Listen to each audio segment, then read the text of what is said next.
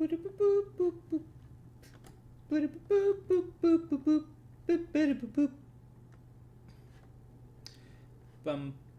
bum bum.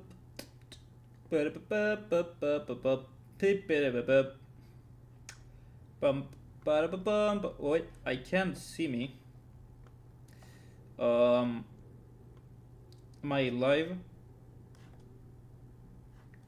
Let's go! Yeah, apparently I am. Oh, sweet and tasty defeat of my own laziness. Let's go. Wait. Oh boy, I need to fix something. Oh boy, yeah, let's go. Yeah, this is amazing. Can you not make me orange for... Oh no, a second, I don't want to look like Trump. Could you not? Okay, there we go. Okay. I feel older now. I feel like I grown. Hello everyone, welcome to another stream, another bean, another me reacting to Magma King. I mean, I just discovered this brand new concept of reacting to stuff.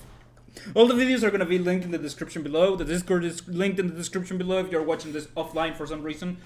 Because I want to keep my channel active since my videos are now taking months to make, and I really don't sleep anymore.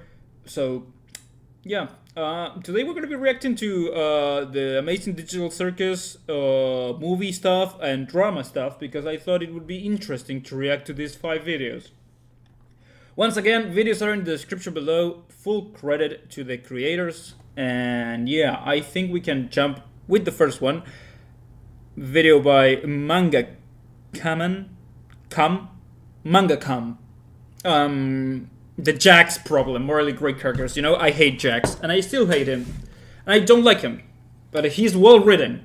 So that's good. That's great for him. I keep looking here. I should look here. I'm gonna die. Let's see. I haven't checked the video. We're just like first review. Okay. Music. Great. I hate Jax. The online spaces with tons of media takes and such, especially with the indie productions, it's not out of the realm of possibility that people will build their own personal thoughts and interpretations of the characters in said media. Yes, we talked about this the other day. What the frick? Is this a fan comic? I hope it is. Some bad, and some that are just plain out there. So with the Amazing Digital Circus getting its 2nd episode out not too long ago, there was a bit of a hubbub where people took issue with Jax as a character. You know, the character that is pretty much the embodiment of a Tumblr sexy man, who was, by design, made to be a prick. What is a Tumblr sexy man? I'm sorry. What is that? In the latest episode, the character was shown to be a lot more manipulative, a lot more aggressive, and was willing to lead a huge fudge monster to kill off an entire kingdom of NPCs. Pretty good. Which apparently pretty based. Like how much of a monster he'd become. Now, well, I may not have a life per se, I've got projects, and I haven't really seen that many people complaining about Jax on Twitter. This could be because it's been buried by people defending the character, and in some of the weirdest ways as well, even proclaiming that Jax was a morally gray character, which, to be frank, is kind of a dumb defense. Trust me, guys, when you've been in the online space for as long as I have, you tend to see some of the dumbest takes online of all time. Yeah, that Jax for sure. isn't what you would call a villain character per se, but from my perspective, the guy is a straight-up dick who's apparently trying to get as much fun out of the situation that he can. Hell, even the creator Gooseworks jokes around with Jax's behavior, and had it come out to say that Jax was not rewritten between the 1st episode and the 2nd. Now, I'm not we know that already. Gooseworks words trying to find a deeper meaning. This video isn't about that. If it was, then I might as well just end it here because I find that to be extremely boring. No, what I want to talk about is characters like Jax. I want to start off by saying that if you dislike the character for his actions, or if you like him, that's perfectly fine either way. Perceptions of a character are not going to be one for everyone. Character who has this innocent charm to him, but another person may find the same character be annoying. And here on the Manga Comment channel, we talk about how there are characters who, while being designed to be unliked, tend to do their job a bit too well. Jesus, I shot myself! So if someone doesn't like Jax as a character, that's perfectly fine. Personally speaking, while I don't hate the character myself, jackass characters whose only traits that I see them being a jackass, even inflated for comedic effect, do not make me instantly like them. No, it's kind of boring and repetitive, actually. I feel like it's boring and repetitive. Like, after a while, the jackassery or the jacksassery gets boring and stale. And even if they bump it up all the way, like, to a more extreme jackassery, I will still not like them, because it's just like, okay, it got boring. It's like the same thing happened to me with Ryan Reynolds, for example. I liked him on Deadpool, and then all of a sudden Ryan Reynolds was everywhere, and I got fed up with him. But Jax, just like for Jax, it took me 2 episodes. Ripping into Jax's character writing, which is what Gooseworks said would be the point of the show, the characters. Someone told me that it's been confirmed that there are only going to be about 8 episodes from this series, but I'm not going to go deep diving into Twitter more than I have to. I have some level of sanity left. Yeah, and while there was a bit of a flash of a different character trait of Jax as an asshole during the whole funeral scene, I'm sorry, but that's not enough for me to think that he's more than just an asshole. Is it a hint of him being deeper? Yeah, but until we actually see that death, that's all it is. Hint. Am I saying that Jax is 100% an asshole? No, and that's because we only have 2 episodes of this series. So I can't in good conscience say he's got the depth of an ocean or a puddle until we get more content pertaining to the character. Is he irredeemable? I don't know. Now, if that was all I wanted to say in this video, we'd be done, but the astute of you have realized there's a lot more to this video by looking at the time codes. So sit down, buckle up, and get ready for Shame Theory, because we got something else to say here. I mentioned earlier that there were game theory, or movie theory in this case. Defenses for the character that I thought were weak. One of them being the morally gray character defense, which it doesn't he's really not a great character is right in the middle between bad and good, I guess. If I had to guess, because I don't quite know exactly what a morally great character is. So, if it's right in the middle, Jax would be like here, close to the extreme of being an absolute ass. Not close enough to being a full-on evil guy, but he's really close because he's mean, he's bad, he's an ass, he's a Jack's ass.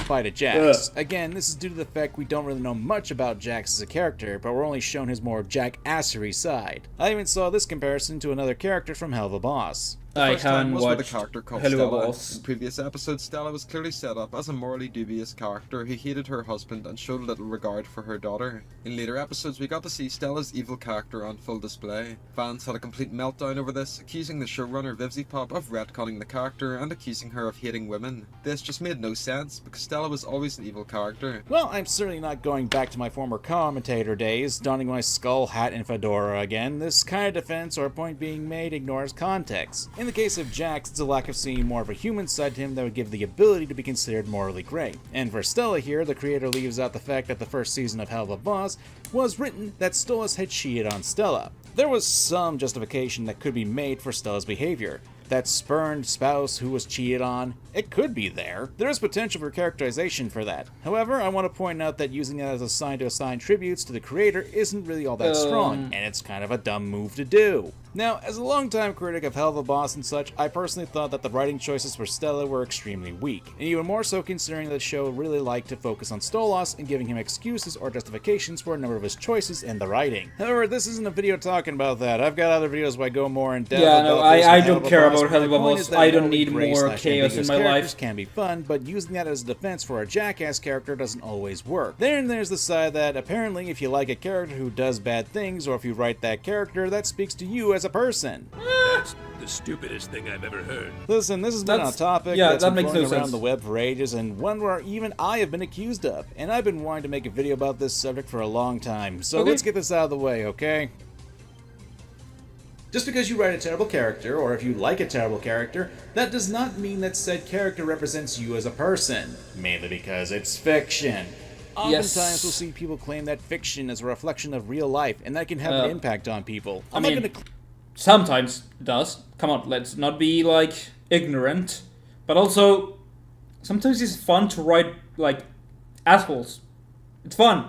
claim that fiction can't change a person's thought process? Hell, I'm making a video right now where I talk about that sort of thing. If it did, just imagine all the Yoshikage Kira fans who secretly get off to the Mona Lisa's hands, or people who, like Senator Armstrong, want to remove kids' brains with an ice cream scoop to help save America. There's nothing wrong with liking a character who does terrible things, who's a villain, who's a jackass. The only time it's a problem if you start emulating the behavior of the characters in real life. Which, unless you somehow gain a stand that can make people blow up and the government suddenly decide to let its secret nanomachine technology be available to the public, I don't think that's going to be happening anytime soon. No. Maybe. I hope. Nowadays, especially on the internet, there's this concept called bleed. It's a term that has a lot more hold in Dungeons & Dragons, where a person will often mix their own personality of the character that they're role-playing. Role-playing. Writing is the different. term seems to be applicable to what people believe whenever a person likes a character or does something bad or writes a villain. From my experience, I've seen that this kind of mentality is prominent, and would explain why a lot of villains in modern day are portrayed with a more positive light, or are misunderstood, or have a very, very sad backstory. While I don't fully believe this to be the case for a character like Jax, remember this video was about the character who is much more of a demented Bugs Bunny, I can see people making this case about said character. In the first episode, a lot of people saw Jax being a jerk. Oh no, they killed Zooble. Anyway, you guys want to go get something to eat? Ladies first. No, wait, why would I say that?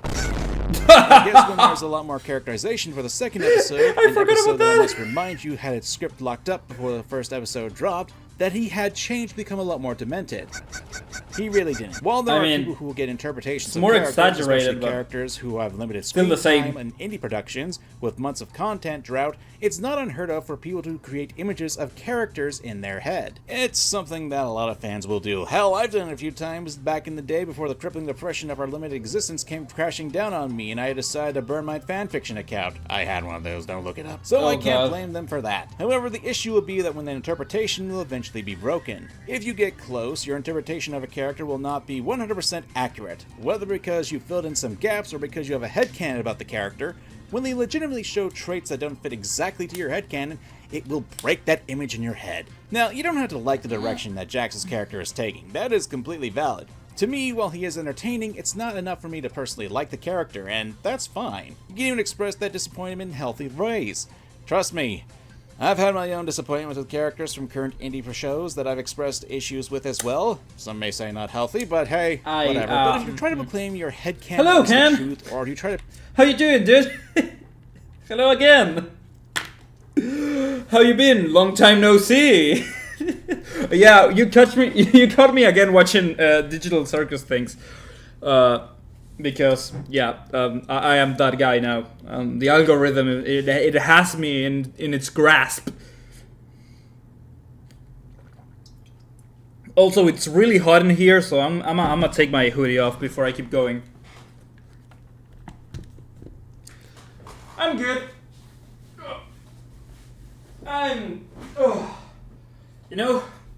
I'm starting the paperwork to move out of the country. I'm moving from country to country, so I started the paperwork, and I'm really nervous because it's a big thing for me. I never lived alone, and I'm gonna start a new life basically in Europe. So I am extremely nervous. And I took out my, I don't know, it's like an ID system. It's like an ID system for me to be able to work there and live there and have like a bank account and insurance. So I have to go to the embassy here. It's a whole thing. And I'm so nervous. I was, this morning I was literally shaking, okay? I was so nervous. I still have a few more things to do. But I'm dying inside. Oh boy. So yeah, this is my life now. Oh, thank you. Yeah, I'm gonna not think about it too much, okay? Oh, it gives me so much anxiety, but also it like excites me because it's good money technically, and I'm gonna be able to put in more work in YouTube, you know, because I have to take care of myself and only myself. So yeah, so domino effect. You start wondering. I mean, the YouTube algorithm works like that. You watch one video, and all of a sudden YouTube is like, oh, you like Jay Schlatt? I'm gonna give you every single AI cover of him now. Which happened to me after I listened to Gangnam Style, Jay Schlatt version. To paint others who like the actual direction of the character as bad people, then you're doing it wrong. I've noticed that if you disagree with someone's fan interpretation, or if you happen to like a certain kind of design, then it's designated as bad. It really feels like tribalism going on now, and I don't like it. I don't like it at all, especially since it's all over media and social media. If you don't have the quote-unquote correct take, you're labeled as a bad person. No, wait, don't jump to conclusions now, internet. I know what I'm asking is really difficult, but don't jump to conclusions. Twitter, I need you to calm down, Twitter, okay? I need you to calm down. Oh, God. I'm lucky that I don't have, like, an active Twitter account. I have one, but I don't use it ever, because my takes would be... I don't know, I would be engulfed in flames automatically, I think. Like, I like pineapple on pizza, even though I am a quarter Italian and I have an Italian passport. I am... I don't know. What other hot take can I say? I'm thinking. I don't have any... I'm thinking about hot takes, but I do have one now. I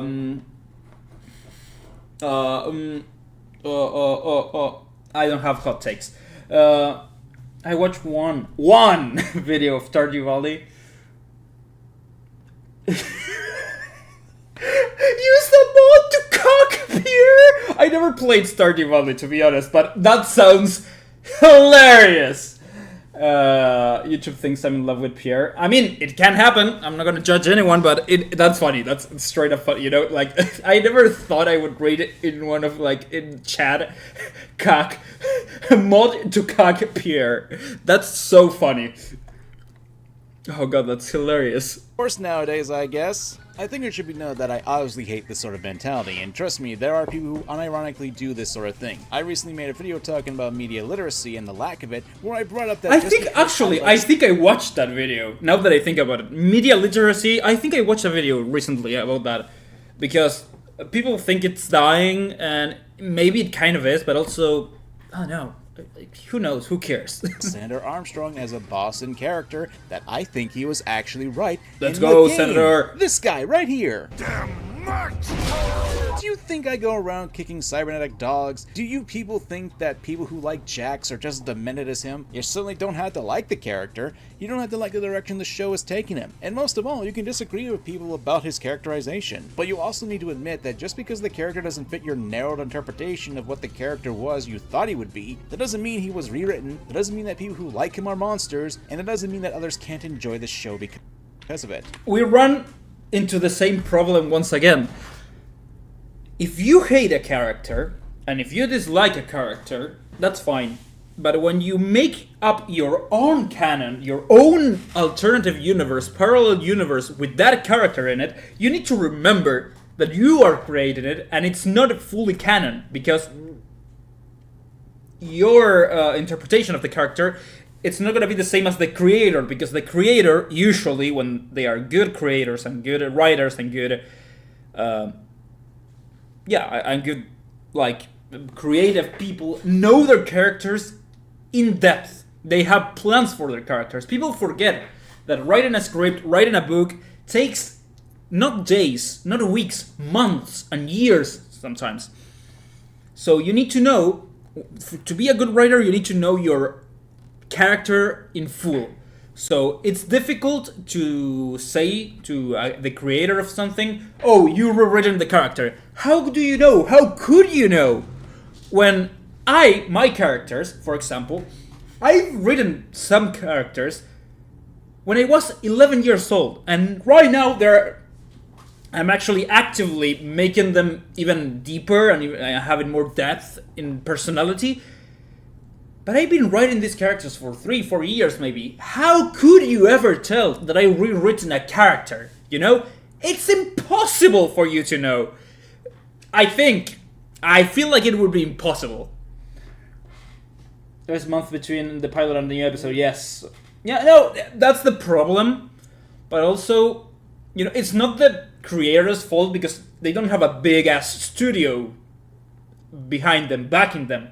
So I feel like it's the problem is with the people that actually think like that and don't realize that they are fantasizing and inventing and creating their own headcanon, which is not bad. Let me reiterate that point because I talked about this in the last stream. It's great, awesome that you create your own canon. You breathe in life to the IP, and that's good. That's amazing. That's what you should do if you really like something. But also you need to know when to separate the canon from the headcanon.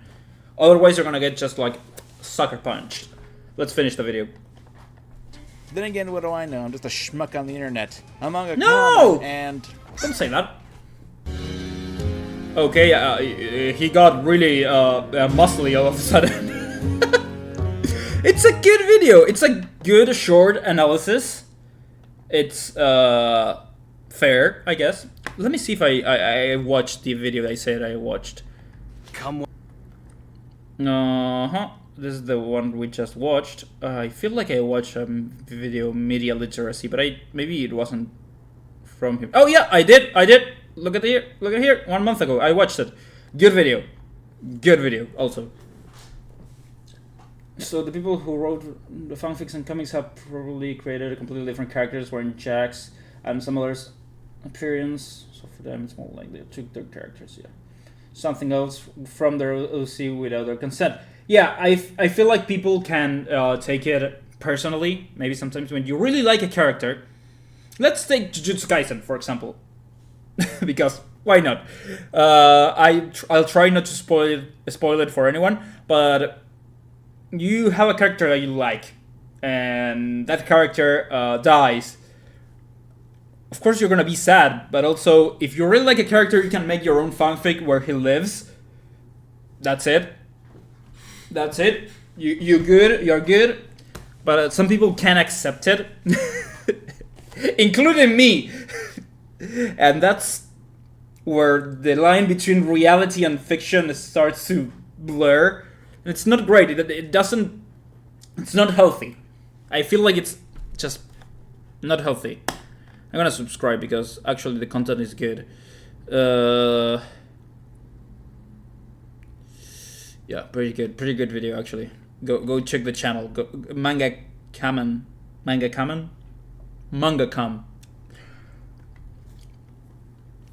Now we have more movie things because we are like developing from movies to drama. That's our timeline today. But before I do that, I need to go to the bathroom because I'm gonna pee myself. So, yeah. I leave you with Nanami.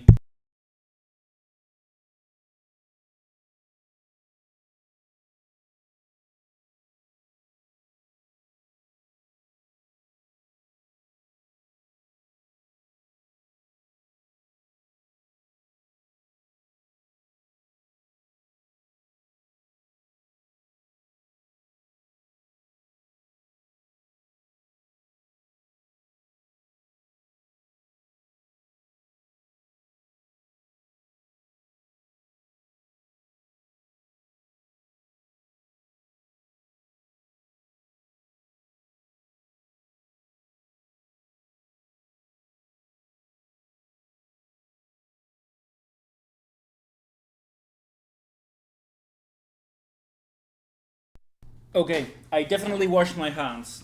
Okay, I definitely did, I swear. I swear I did. Besides, how could you know? How could you know that I didn't wash my hands? First on Earth came the Amazing Digital Circus, then there won the Cinematic Universe, and now it's the turn on drama. No, first we're gonna do Cinematic Universe and Oscar losing. Because I was yeah, sure I did. Definitely, I did. Don't question me. I did. They're wet, like my pants. When I think about how the Spider-Verse lost the Oscar, I was really hoping it would win the Oscar, to be honest. Also, I hate the Oscars. Just to be clear, let me get out of the way. I think it's just like old. It's outdated, and we should really delete it from the face of the earth and start over with some more original concepts. Like stunt performance. Stunt performers should definitely get their Oscar. Period. That's the first. I watched The Fall Guy yesterday. Actually, I watched The Fall Guy, and I really, really liked it. And I really think that stunt performers should get their Oscars. So let's rewind the clock to the death of cinematic universes, because I have a lot to say about this, and I want to watch. I want to know. The video is by Cartoonshi, which I watched a few videos from him also. So do what you will with that. The concept of a cinematic universe is something everyone here is familiar with, but for cohesion's sake I'll explain. It's when one movie connects to a different movie. Ooh! That's literally all it boils down to. Maybe throw in some bad TV shows while you're at it, I don't know. It's a novel idea, really. You create a bunch of different movies with different characters who can carry their own standalone franchises, and you bring them all together to tell an interconnected story. I like it, it's a good idea. Or at least it was. After Marvel Cinematic... It's still a good idea. I think it's still an amazing idea that it could work if you do it correctly. But if you're Marvel, or DC for this matter, before the Superman movie comes out, you need to really take a long, hard look in the mirror and admit that you are not what you used to be, but you could be. Universe ingrained itself into pop culture and proved to be a hit at the box office, there were a lot of people who wanted just a taste of that success for themselves. And fair enough, right? It's not like there's many original ideas in Hollywood these days. But the thing is, disregarding a handful of exceptions, no one really understood how to replicate Marvel's success. What made the MCU such a big deal was not only because it spent a good few years with smaller releases that built up to their first massive crossover movie, and also had a story planned out that they wanted to tell. Yes. It worked because it's Marvel. No.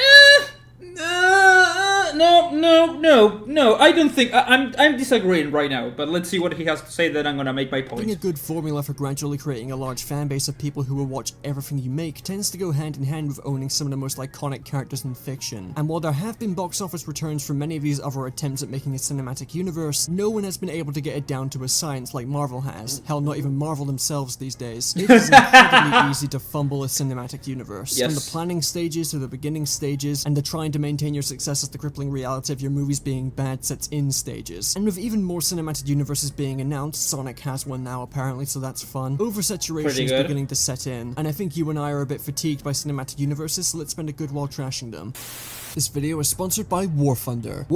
Okay, before the sponsor segment, because I'm gonna let it play because I am using his video, I'm gonna have to say, it's not because it's Marvel, it's because yes, it helps to have popular characters, Captain America, Iron Man, Thor, Hulk, Black Widow, Hawkeye, Silver Surfer, whatever you wanna add to that. But also, what Hollywood nowadays doesn't seem able to grasp is good things take time. Okay? Good, actually, I'm gonna do it, Batman. Okay? I'm gonna do it. Good equals time. Okay? Good equals time. If you want something good, you need to take time to make it good. Because if you do it fast, you're gonna do it badly. Take a look at my first YouTube videos, for example. They're awful. They're disgusting. I was learning, but still, it's bad. The more time you take, the better the thing is gonna be. Time, good, and it's gonna go like that. Okay, the more time you take, the more gooder it's gonna be, basically. I'm sorry, this really pisses me off because it doesn't. It's a simple concept that they can't grasp anymore. They took their time. Iron Man, Captain America, Thor, slowly releasing movies, building up to something. Avengers, okay, great, awesome. Iron Man 2 before that. Okay, next we go to Thor 2, Captain America, the Winter Soldier. You build up, Okay, a good cinematic universe takes time to make. You can't just like do Justice League at the beginning of your cinematic universe like DC. You can't, because it doesn't. I mean, you have one of the most recognizable faces on Earth. Okay, Superman, Batman, Wonder Woman, Flash, Aquaman, not so much. Yes, the first real connected movie is Avengers 1. Yes, it is. Sure, because they were mostly standalone. Yes. I mean, it worked also because nobody had seen anything like it up to that point. You've seen Spider-Man maybe, and the Amazing Spider-Man, I think it is. But you've never seen something so slowly planned, because you know that they had planned that if Iron Man did well, they were gonna have the next movie of another character, and the next, and the next, and building up to that. So I hate that right now, nowadays, Hollywood seems to think that doing something fast and getting it out there half-baked is good, because you get disasters after disaster. Blue Beetle, Aquaman 2, you get the Marvels, you get Secret Invasion, you get shitty things like that. Think about Barbie, the Barbie movie. They were in talks to have a Max Steel movie after that. A freaking... I don't know, what else is Mattel? I don't know. Let me check, actually. Let's check together. Let's check together, buddy. Let's do this. I'm sorry. I'm taking my time, but I need to do this. Mattel proper IPs. IP.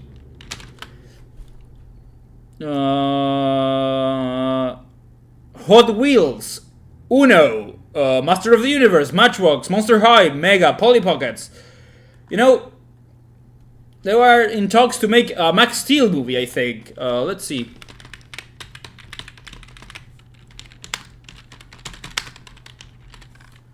Another one, not this. New. Is there a sequel? No. Where can I watch Max Steel's? There's a... What? No way. Okay, I don't know if this is true, but they wanted to. And you know what? They're not gonna get their success.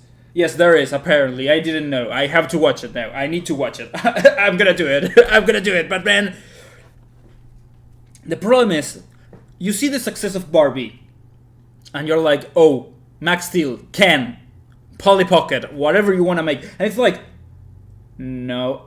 Yes, Max Steel has potential. A good Max Steel movie, it's like a good Power Rangers movie. It won't happen, but it could happen. But what I'm trying to say is that, I don't know, you need to take time, dude, and original ideas can breathe in cinematic universes, okay? You can make a cinematic universe out of, I don't know, an original idea, not a comic book adaptation, not a lesser book known adaptation. Who knows? You know, like the next original idea may be a cinematic universe if it does well, but Hollywood is just so blind that I hate it so much. So let's watch the sponsor part, because I'm gonna keep yapping. My favorite way to roleplay someone navigating the YouTube comments section. It's a free-to-play, large-scale multiplayer action game for PC, Xbox, and PlayStation, placing you in these incredibly intense and fun PvP Never played War battles with more Thunder. than 2,000 tanks, planes, helicopters, and ships to choose from, all of which are meticulously detailed down to their individual components, Dude, allowing you to customize your military. Dude, don't they leak classified government documents? Don't they do that in this game to make it more accurate? Make sure the movie is great and slowly build up to a cinematic universe. Yes, I think that if you wanted a cinematic universe in your movie, it's not necessary. You can have a trilogy or a duology or a quadrology, maybe. It's like what they did with Harry Potter, but the opposite. You know, you have like 8 Harry Potter movies, I think. Then you have Fantastic Beasts, which is really shitty. Like, if you did that, but well, you could succeed in a cinematic universe of the likes of Marvel, maybe. But that's my opinion. I think you can, like, slowly build up to something, but you need to take time. If you don't take time, it's gonna be shitty. vehicle of choice to give you an extra edge in battle, along with making it look visually distinct. So when you do land a good shot on someone, they'll be so impressed with your devilishly good looks they won't even think about talking trash. Combined with constantly evolving graphics, physics, That's and not my effects, experience while with the internet, dude. dynamic battles in various locations around the globe, you'd be hard-pressed to find a more immersive war atmosphere in a video game. And even if you're one of those people who isn't a huge fan of super serious war simulator games, War Thunder's got you covered with arcade battles for people looking for a faster, more streamlined experience. What the frick is still that? offering the immersive and realistic gameplay and realistic battles and simulator battles. Along with this, the game has recently received a new major update, Alpha Strike, which not only refined the game's visual effects and refined the gameplay like based on Legendary suggestions from the Godzilla community, verse. but Yeah, also adds like that. Hungarian aviation, a ton Actually of new like that. modern and classic equipment, I love as well as the Godzilla. brand new map North Holland, So much and fun. there's still plenty of new content to come in the future. So if you're at all interested, download War Thunder today for free by clicking the link in the description. And all new players and those who haven't played War Thunder for half a year or more will receive bonuses, like a premium account for free, 100,000 Silver Lions, free premium vehicles for free, and everything else on screen. Thank you to War Thunder for sponsoring this video, and thank all of you for helping to support this channel.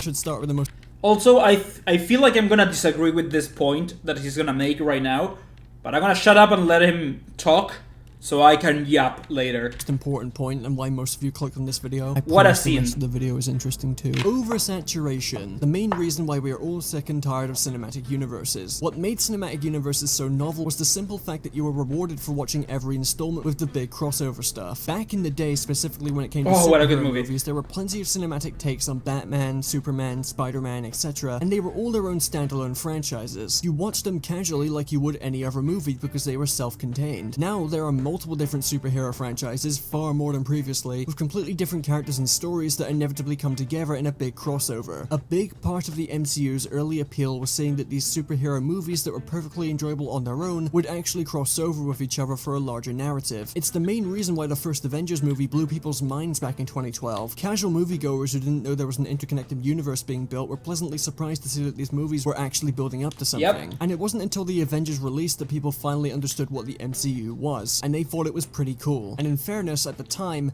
it was pretty f***ing cool. Yeah, it was hadn't pretty really original. been done before, at the very least not on this scale. And people quickly flocked to the MCU and began watching every new installment. It was a pretty large commitment considering the majority of people, not me, the majority of people have actual lives and don't watch this stuff for a living. But so long as only a handful of cinematic universes popped up, it was perfectly manageable. Especially when you consider that before Phase 3 of the MCU started, there were only like 2 Marvel films a year. Oh, the days where the MCU was actually watchable for normal people, I wish for that to come back. So that's how the trend began. Because they took their time! Okay, I'm gonna repeat it! They took their time! 2 Marvel movies a year, it's perfectly fine, you know? You can already start working into the sequel because you know it's gonna be successful, because you can't fail at that point if you are Marvel. You couldn't fail because you took your time, you analyzed markets, you analyzed the script, you took out things that were maybe, I don't know, fluff and you didn't need them. But you got drunk on your own wine, basically. Yeah, quality. Yes, Ken, yes, quality before quantity. Always. Always. Why? What's one of the most iconic moments in all of the Marvel Cinematic Universe history? For me, it is Avengers Assemble, and boom, they run into it. After those movies, you know, after Infinity War and Endgame, and maybe Spider-Man 3, what's one iconic moment that you have in mind about the Marvel Cinematic Universe? I can't remember a single one, to be honest. Like, I can't remember a single moment that I say, that's awesome, that paid off. Companies, because they're companies, want money. They need to make more money every year. They need to, every quarterly release, they need to make more money. She-Hulk twerking, but that's not iconic, that's cringe. Also, I don't think She-Hulk was that bad compared to Secret Invasion. I hate Secret Invasion, it's so disgustingly bad. It's so blatantly bad. Yeah, not for the right reason, there you go. Like, DCU, or DCEU, I don't know. What's an iconic moment that you can think of the DCEU? I can think of one that I like, but it's me personally. I don't think it's like overall liked. Which is the fight in like I don't know, the Red Sky Beam in Justice League, where Aquaman, Wonder Woman, and Batman are fighting in the same like place, and they're like on the Batmobile. At least Aquaman is. I like that. It's kind of an iconic scene for me. But it's not that big of a deal, let's be honest. It's not like, whoa, it's amazing, my mind is blown, I will remember this moment for the rest of my life. I actively avoid rewatching the end of Endgame in clips, because every time I watch it, I really want to appreciate the experience. Because it's iconic, it's like mind-blowingly good. Oh my god, it's so good. So yeah, take your time. Write it out, sound it out, see what's going on. I know you want money now, but the problem is, if you fuck up now, later people are gonna trust you less. That's what happens with the DCEU. You know, DC fucked up a bunch, and now people almost nobody trusts it. I feel hopeless every time I watch DC, and I am a DC fan because I like some of the characters. I felt hopeless. That's not how you treat your fans. You can't leave them hopeless for the wrong reasons. You can leave them hopeless for the right reasons, like in Infinity War. Something that hadn't been done before, executed on a grandiose scale, and making people realize that they would be rewarded for keeping up with the movies as they came out. Then, gradually, more cinematic universes would pop up as the years went on. You had DC shoving theirs out the door to compete with Marvel. Yes. Godzilla and Kong have theirs now. That shitty Mummy remake starring Tom Cruise. That's so bad. It was immediately cancelled. The Mummy, the remake of the Mummy is so bad. The Dark Tower. And I love Brendan Brendan Fraser, so. The start of a cinematic universe, apparently. I didn't know that. What do Me you neither. mean the Amazing Spider-Man movies were a cinematic universe that failed? I didn't know that either, but apparently Yes, the failing of that I cinematic knew that. universe was responsible for the rise of Sony's Spider-Man villain cinematic universe, and oh wait, DC just died. Don't Yes. worry, they're starting again. Do you see the problem? Not only is the sheer number of cinematic universes that have been started up frankly silly, but the number of failures, either cancelled or still going without much of a pulse, greatly outweigh the success stories, which there is only one of. So let's not get it twisted. Oversaturation is a massive problem with cinematic universes. No, it's not. No, I'm gonna yap. I'm about to yap. It's not. Oversaturation is not the problem. People that think that people are superhero fatigue, superhero movie fatigue exists, I disagree completely. It's not superhero fatigue. It's bad movie fatigue. Okay? It's bad movie fatigue. I watched Guardians of the Galaxy 3 and I was blown away because it was good. It made me emotional, it made me laugh, it made me angry, it made me be like, oh my god, this is good. Yes, but the problem is the bad part. It's not like the superhero fatigue, it's the bad movie fatigue. That's like, I feel like we are agreeing, like, us in a certain way, but we are changing our words, I guess. I feel like superhero movies can have great potential if you take your time to make them good. I feel like right now we are in an impasse where like Marvel is trying to become more conservative with the hero movies because they realize that they're fucking everything up and they're wasting money on them. DC is trying to pull itself together, and I really hope they do because I love to watch a good Flash movie. God, I want a good Flash movie. Oh, God, I want a good Flash movie. And I want to watch I want to watch another good Marvel movie. I want to be like going to the theater and I want to sit down and know that I'm going to have a fun time. People, yes, underestimate them. I think not necessarily people that go to the movies, because you and I know that the Batman with Robert Pattinson, the Matt Reeves Batman, is amazing. It's an amazing movie. We know it's good. And it was shown because the box office did good and the critics were amazed. The problem is the studios, Hollywood, the producers, you know? I feel like the same thing is happening with AAA fatigue. There is no AAA fatigue. There's just so many bad, over-monetized AAA games that people are just tired of hearing about it. I feel like that's the problem. That's the main thing. That's like the overall problem. The oversaturation of bad things, not necessarily the thing itself. But it's not the only problem. A lot of other issues stem from this one, like how it's incredibly obvious that all of these cinematic universes have popped up just to try and cash in on Marvel's success without any of the planning, risk-taking, and confidence in the slow build-up that made the MCU a household name. And then there's also the fact that, let's be perfectly honest here, and not counting DC and Godzilla, some of these other universes just aren't recognizable enough to get people interested in following them. The Dark Tower is one of the greatest series of books I've ever read in my life, but general audiences don't have a clue what it is, especially compared to some of Stephen King's more popular novels that have been given film adaptations. Do not pause the video. And while a film adaptation would be a great way of exposing more people to the series, the film itself already taking a ton of liberties with the source material to the point of completely alienating its core fan base is not especially helpful, specifically when you're trying to make a cinematic universe. Even universes that use established Marvel characters like Sony's villain universe tend to okay, I'm just gonna show a PNG of Morbius and Madam Web and move on from that example. Then there's the matter of not understanding what a cinematic universe is. You see, back in my day, a series of sequels and spin-offs involving characters that were from the same franchise was called, well, a franchise. Now it's called a cinematic universe by people who don't know what the term means. The Sonic the Hedgehog Cinematic Universe. Franchise. The word you're looking for is franchise. What made Marvel a cinematic universe was because it consisted of, again, multiple different films starring completely different characters from different Marvel IPs, who can carry their own films and franchises, with stories that are completely divorced from each other until the crossover movies happen. Well, that's also a very important thing. You can't have every little movie, like Captain America, Doctor Strange. You know, we know they're in the same world. You don't need to shove it down our throats. Because also people get annoyed because when you spoon feed to some people, to some part of the audience, when you spoon feed them, they're gonna end up hating you because you are treating them like babies.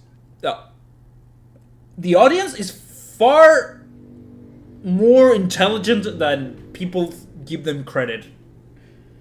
People underestimate superhero movies. Let's While not true of every MCU installment, you can watch the majority of standalone films and enjoy them without having knowledge of previous or upcoming films. With this Sonic cinematic universe they're doing, they're just making Sonic movies and TV shows. Knuckles is a Sonic character. He's intrinsically linked with Sonic as a franchise. Giving him a spin-off doesn't separate him from being a Sonic character. It doesn't just create a Knuckles the Echidna franchise. Now, if instead of this there were spin-offs involving completely different Sega characters and IPs that link with the Sonic movies, then yes, that would count as a cinematic Can you imagine like a cinematic universe between Yakuza and freaking Sonic? That would be extremely fun. That would be so funny. Different IPs and characters. That's what makes cinematic universes cool in the first place. That's what made Marvel so successful. Calling your film franchise a cinematic universe doesn't just make it one. There's no interconnected universe of characters, it's just the same characters in the main series of movies getting spin-offs. That's a franchise. The oversaturation of cinematic universes is not just affecting audiences because there's so many of them being announced, dying ad infinitum, it's also clearly affecting Hollywood because everyone is just chomping at the bit to create their own cinematic universe to the point where completely normal franchises are being called cinematic universes now. It's insane. It's a buzzword that sells. I'm gonna agree with this point. Marvel glazing so far in this video, so here comes the plot twist.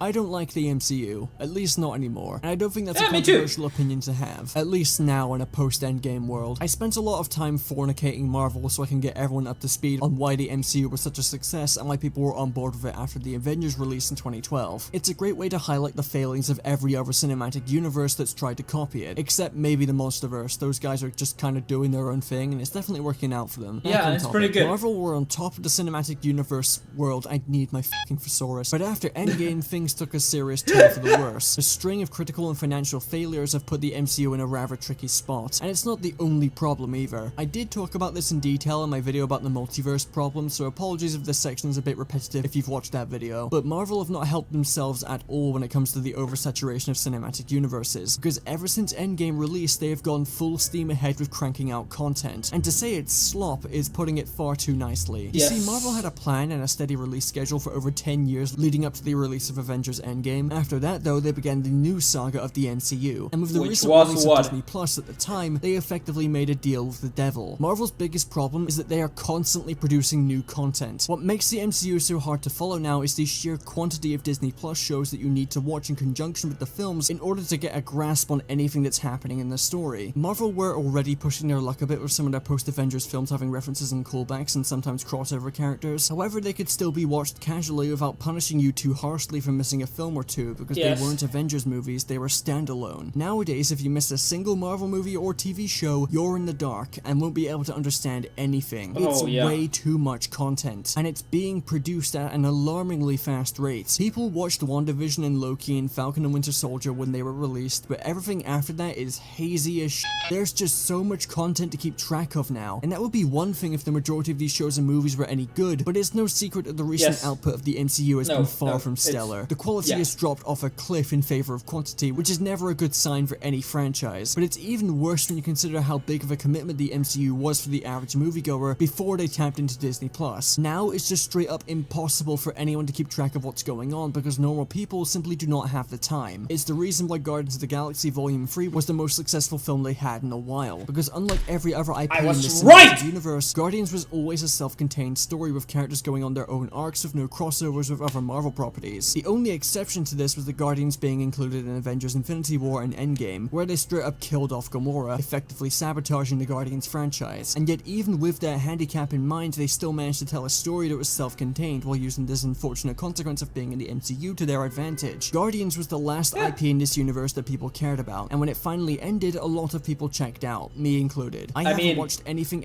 I checked out when Endgame finished. I mean, got out of the movies, and I was like, okay, I'm done with the cinematic universe of Marvel. MCU related since Guardians 3 because it was the last thing they had that I was invested in and wasn't corrupted by their utterly incompetent business model. There's nothing left to care about in the MCU. It's devolved into crossover and multiverse obsessed sludge that's stuffing people full of half-baked content that they don't have any interest in, yet they're required to watch it just to understand anything going on. And even though they've slowed their roll recently, the damage has been done and I don't think they're going to be able to fix what they've caused. Complete and utter apathy towards a brand that only 5 years ago was dominating the industry. When you have a movie called Endgame, have it be a conclusion to over 10 years worth of planning and storytelling, and have managed to have it captivate and hold the attention of the entire world, you need to give people a really good reason to stay and watch the next saga of this story, and all Marvel has done is just shovel out more content. All the characters people watched for 10 years are either dead, absent after finishing their journey, or they're a complete shell of who they once were. Oh my god, that Thor movie is so bad. Has been dead for a while, and seeing Kevin Feige and Disney be in complete denial of this fact as they continue to push out more content and contribute to the oversaturation of cinematic universes is just really depressing.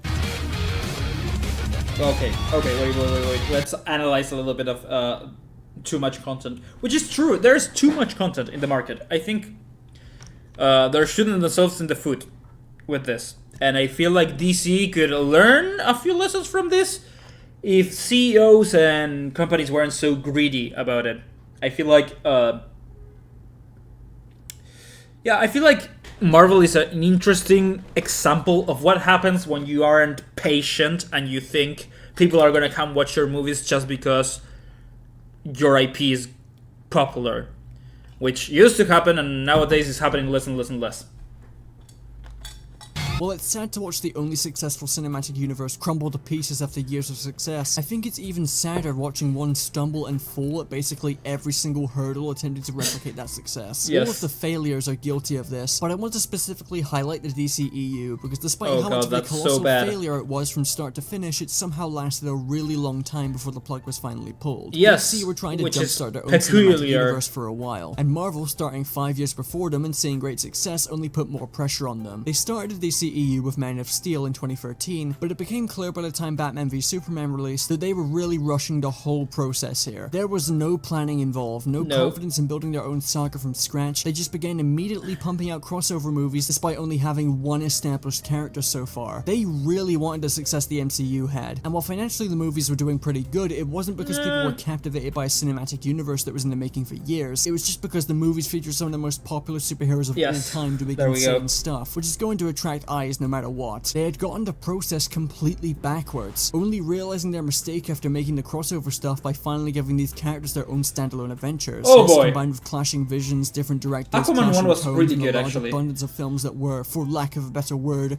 shit, led to a cinematic universe that gradually fell to pieces the longer it went on. I'm someone who greatly prefers the characters and stories of DC over Marvel, and yet I can see plain as day that this entire operation was a complete and utter mess that was doomed from the start. I'm not Yep. a filmmaker or a business guy, dodged that bullet long ago, but surely it shouldn't have been that hard to just show some restraint and not be so obviously chasing after Marvel. Sure, they got a head start, but in what world does that mean you have to immediately skip what got them their success just so you can taste a fraction of it? It's so stupid, I don't get it. What possesses you to make movies like this? God, Long story so bad. short, things crashed and burned shortly after Justice League. While Aquaman, for some bizarre f***ing reason, made $1 billion at the Because box it's office, good! the rest of the DCEU's output would either be god-awful and a box office bomb, or it would be actually kinda decent, and also be a box office bomb, because no one was invested in this. Also, Dwayne Johnson got heavily involved with the production of Black Adam. For some reason, and basically No, we don't talk about Dwayne. We don't talk about The Rock.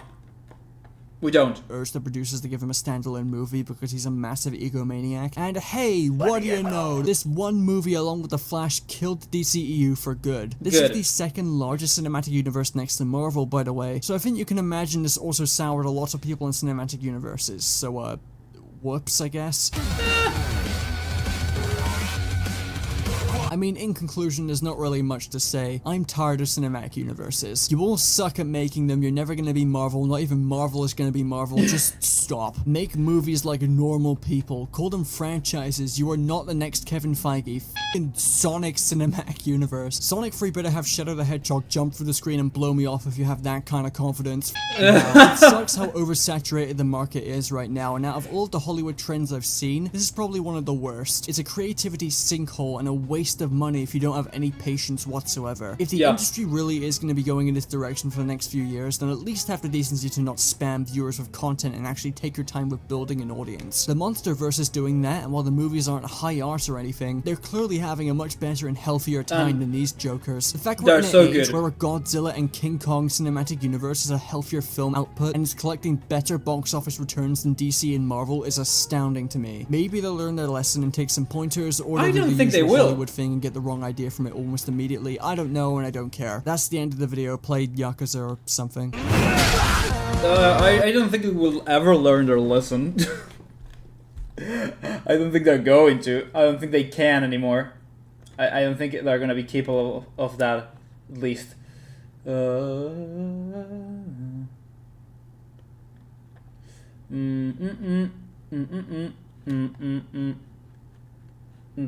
Sorry. Whoopsie. Whoopsie. Whoopsie. Whoopsie. Whoopsie. Whoopsie. Whoopsie. Whoopsie. Oh, I'm trying to check something. I'm sorry. I mean, I feel like cinematic universes could, I don't know, be back. But also, I feel like they won't be able to if they keep pushing it like this. I feel like they're gonna die if you keep trying to make us chug down superhero movies. I like this video. I disagree with some of the points, but also I agree with a lot of them, so pretty well balanced. And I feel like I watched a video from them before, so quality. Now, now I want to jump into the Oscars things, because I hate. You say that about Dwayne. I hate Dwayne "The Rock" Johnson. Well, I don't know if I hate him, because I haven't met him. But also, Black Adam, I was so blinded by the post-credit scene that I thought I liked that movie. And I realized that I was really stupid. I was literally like, oh my god, the post-credit scene, so good. And then I realized, yeah, it was a bad movie.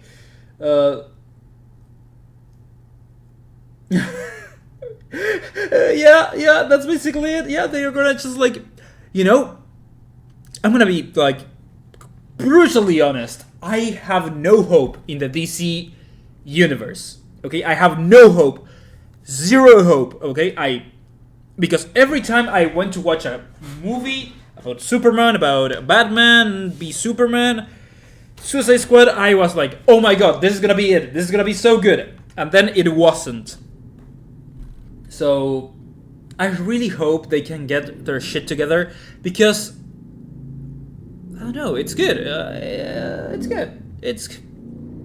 God, I'm so frustrated with this. It's just awful. It's just depressing at this point, I guess. You think about the past and you're like, this is so good, and then you look at the present and you're like, oh boy, this is just filled with regret and maggots. You want to have hope? Yeah, because it has potential, like Superman, I know people think he's a basic character, which sometimes he is, because it's the way he's written, which is badly. But there's stories with Superman, Batman has one of the best, I won't say self-contained, but lore, you know? Batman has so much lore. Gotham has so much lore that it's filled with potential.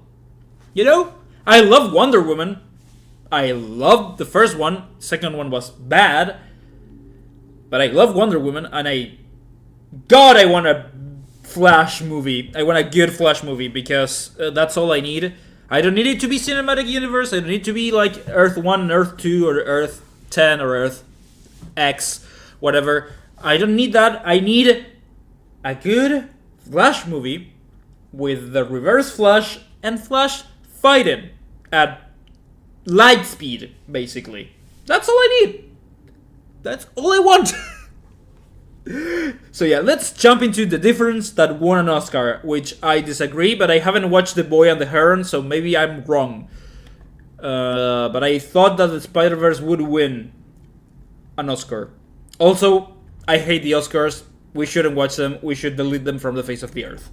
Studio Ghibli, and more specifically Hayao Miyazaki, are no strangers to controversy. In 2004, Miyazaki Yes, there we go, Ken. You are completely right. Yes.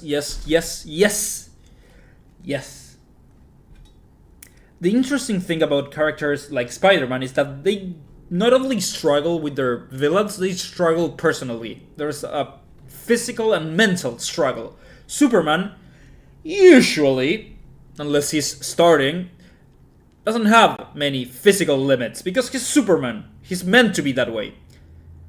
But I think it's Superman Red and Blue. Is it? No, it's not. That's not it. There is a comic where Superman talks to a dictator as Clark Kent.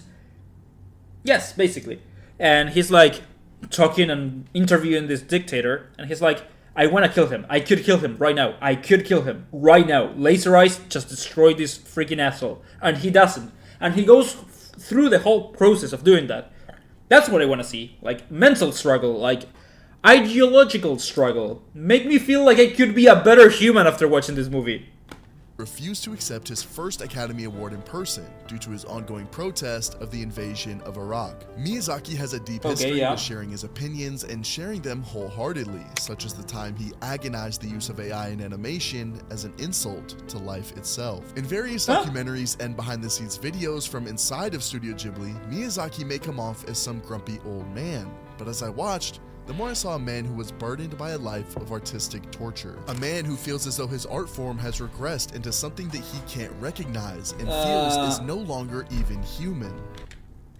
Yes and no. I feel like it changed, but also, and I'm gonna be guilty of this in the future, old people tend to have a harder time with change.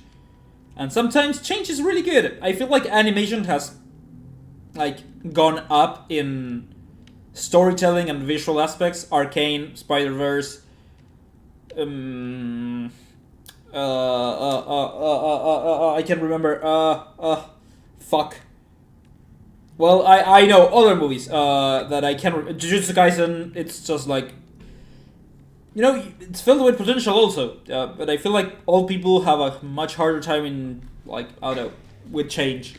Miyazaki spent his life creating some of the most iconic and influential animated films to ever exist, with nobody being able to come close. Spirited Away remained the only anime film to win an Oscar for 2 decades, until Miyazaki released The Boy and the Heron, which won Best Animated Feature at the 2024 Academy Awards. Every film nominated had a strong reason for why they should win the big award, but when the winner was announced, the celebrations were cut short.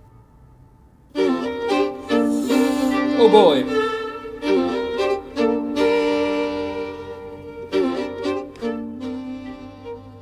The Boy and the Heron is a masterpiece. The latest entry into Ghibli's filmography showcases the life of Mahito, who moves to the countryside alongside his father after losing his mother to the war. Miyazaki's work at Ghibli is unique in many ways, the most abrasive being his deviation of the more standard 3-point plot structure. The Boy and the Heron disregards tradition to provide a story not meant to be taken as surface level. Instead, it stopped me and made me reflect and feel what Miyazaki was trying to confide in this film. I feel like that it could come out as pretentious sometimes, you know, like, come on.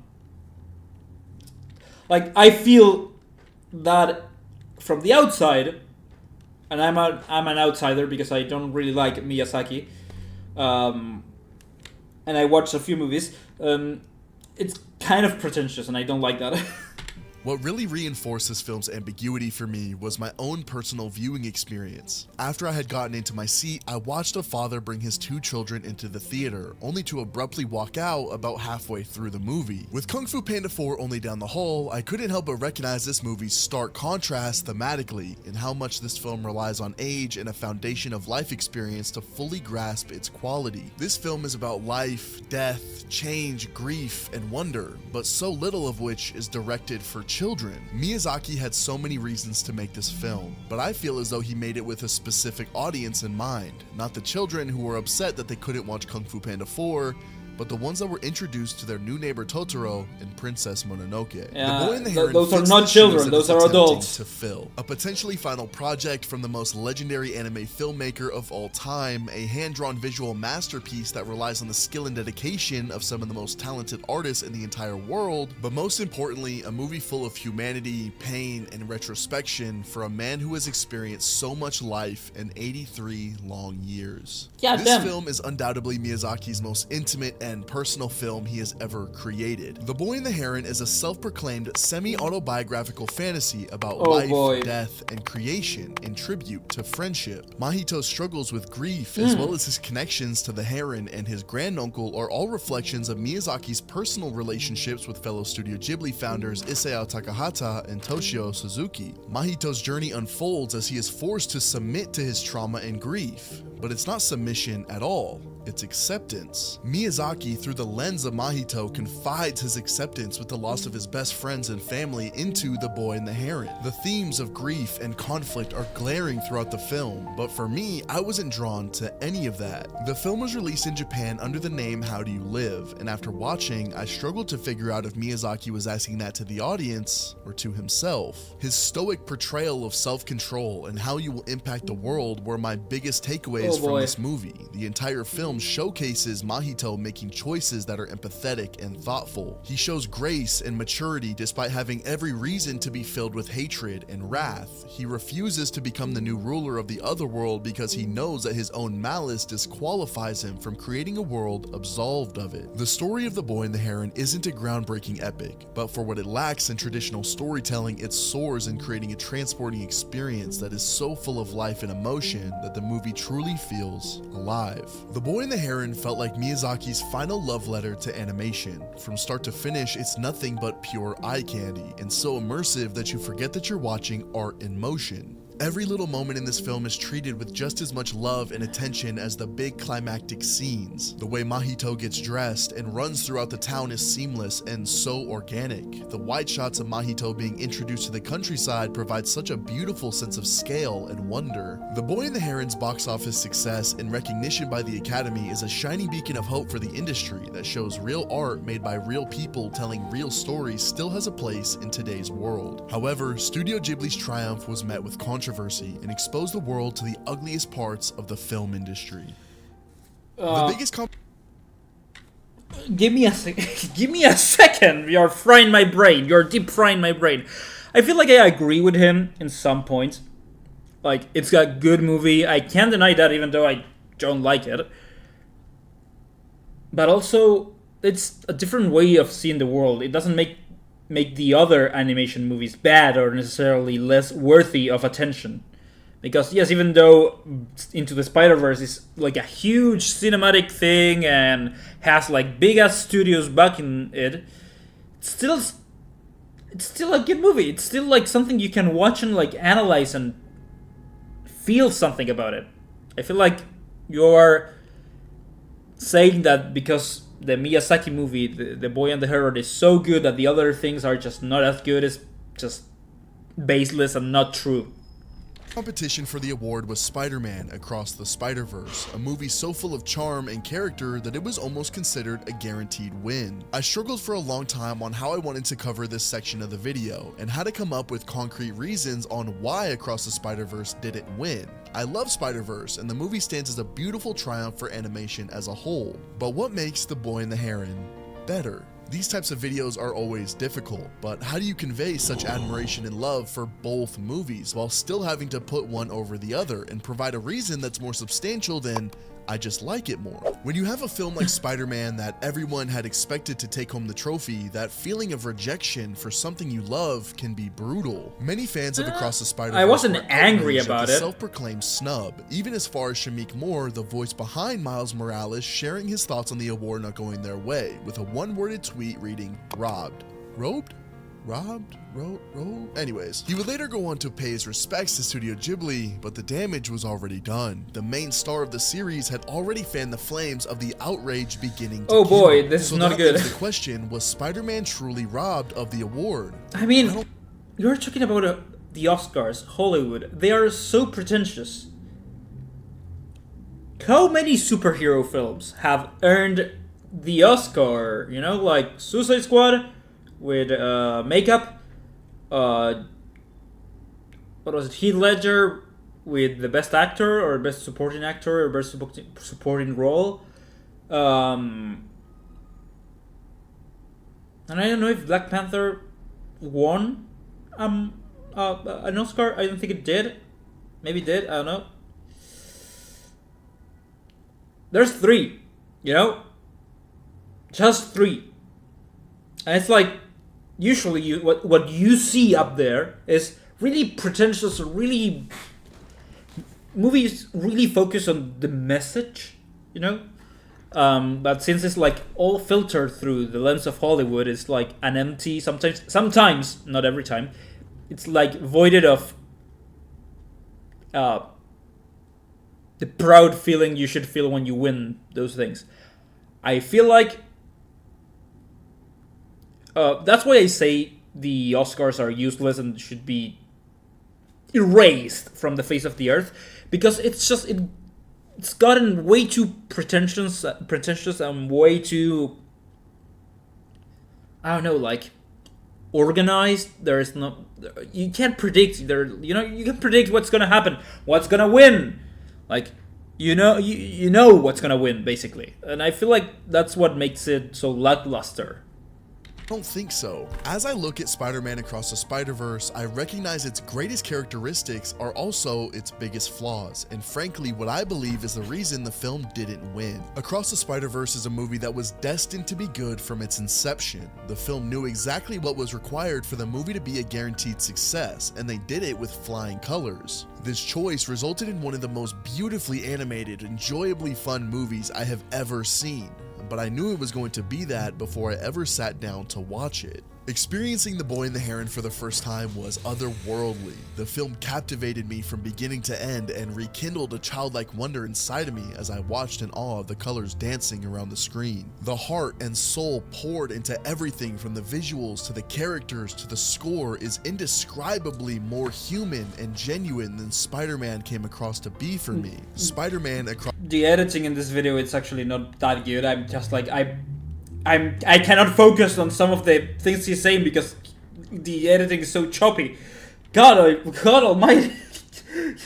I'm sorry, I know it may sound like I'm being an asshole, but really I'm editing every single day. I like good editing because it's what makes a movie, a video, a TV show good, so I can't help but notice the mistakes. Across the Spider-Verse is a Wagyu steak at a Michelin star restaurant, while The Boy and the Heron is your favorite home-cooked meal made by your parents. It's a good way to put it, though. This is what sets apart The Boy and the Heron for me. It gave me something that I didn't even know that I wanted. It surprised me in ways I never thought possible, and did so in a way only achievable by those that have dedicated their life to creating works of art such as these. The Academy Awards and debates surrounding them will continue until their mutual demise. However, I think that it's time that the discussion around how animated films are represented at the Oscars is the true conversation to be had. No matter where you fall on the spectrum between Spider-Man and The Boy and the Heron, it's an insult that animation is forced to fight over scraps at the largely perceived kids' table of the Academy Awards. There is no reason why Spider-Man should have left the ceremony empty-handed, and same goes for The Boy and the Heron. Animation has been long disrespected within the Academy, and I truly believe it's time for it to receive its flowers and recognition. The addition of categories like Best 2D and 3D Animation, Best Animated VFX, and many more to accommodate the medium would alleviate all of the repeated frustration expected every single year. At the end of the day, I truly believe that both films should have been awarded for something, and it's a crime that we now have to pit these two great films against each other for the rest of time. But even if we shouldn't, because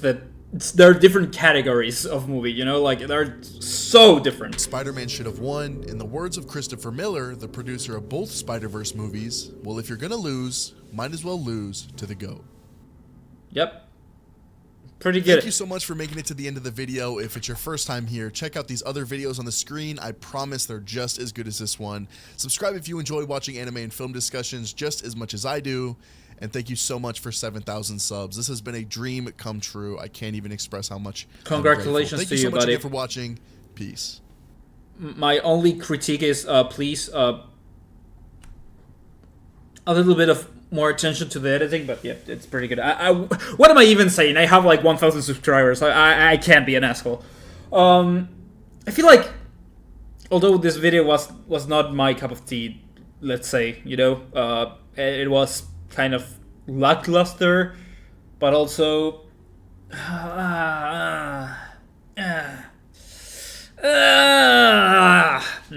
no. I feel like The Boy and the Heron is a good movie. Like, I haven't watched it yet. I will watch it someday, probably, maybe not. But also, I don't know. You know.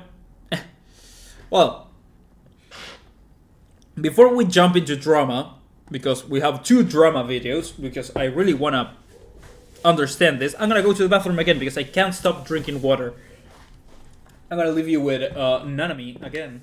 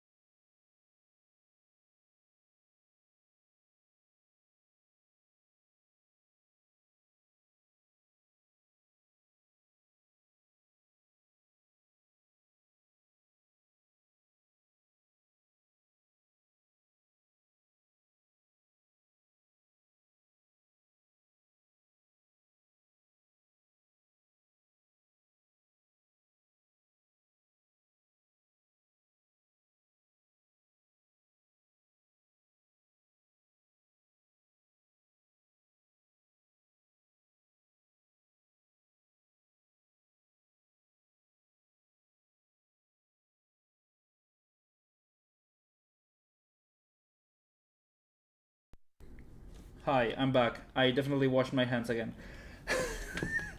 I definitely did. He spoke about what he wanted to talk, said it, added videos to have something happen on the screen and posted. Yes, he did, and I like those kinds of videos. For example, Some Ordinary Gamers, I think it is. Mudahar. He does that with virus analysis sometimes, or drama videos even, and I like that.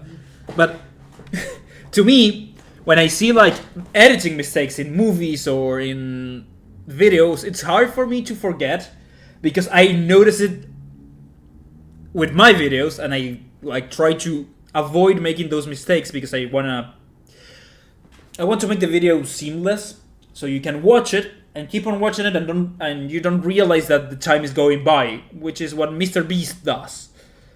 in some way, but he grabs your attention more. I don't know, with my videos I want to make you feel, my audience feel like they're just, like the time isn't going by while they're watching it because they're enjoying it so much. I mean, these types of videos that we just watched are good because sometimes they have valid and interesting criticism, but sometimes I feel like they get their heads way too high in the clouds with their ego and their words. Not in this case. I'm not talking specifically in this case, but sometimes like I feel like they do that, and it's kind of like, are you sure about that? You sure about that? You know? But also, I don't know. I always felt like, and this is just the extreme, the negative, that that fans from Miyazaki and Studio Ghibli are way too obnoxious and like, oh, this is animation, this is good animation, not like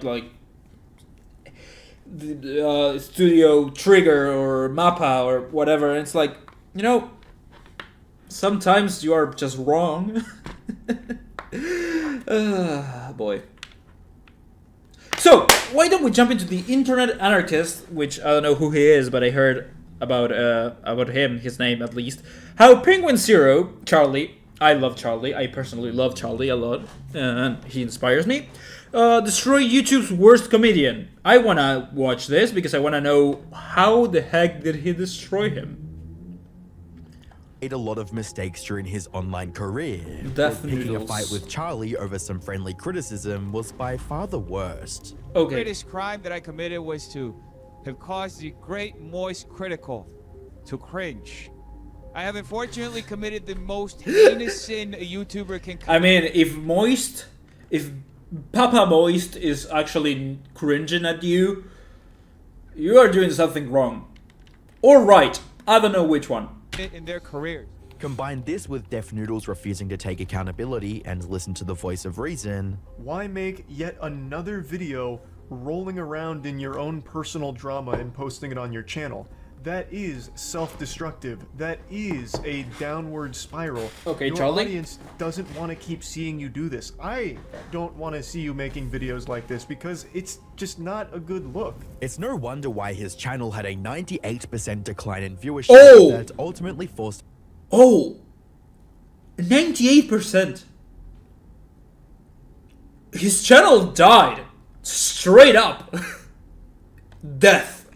Them to delete his entire online presence. Hi, I'm the Internet Anarchist. I create weekly YouTube documentaries, and today we'll be delving into the unhinged career of Def Noodles, a creator that thought it would be better to burn his reputation, credibility, and fan base to the ground instead of accepting criticism. That's Def Noodles, just dumb. whose real name is Dennis Vitoza, built an audience of over 500,000 subscribers on YouTube Pretty by good. creating videos that blended commentary, comedy, and news reporting. Throughout his time on YouTube, Dennis was obsessed with becoming a stand-up comedian. I just took a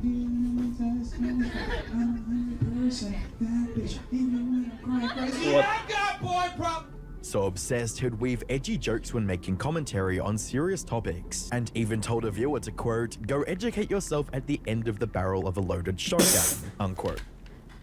Oh, that's a lot.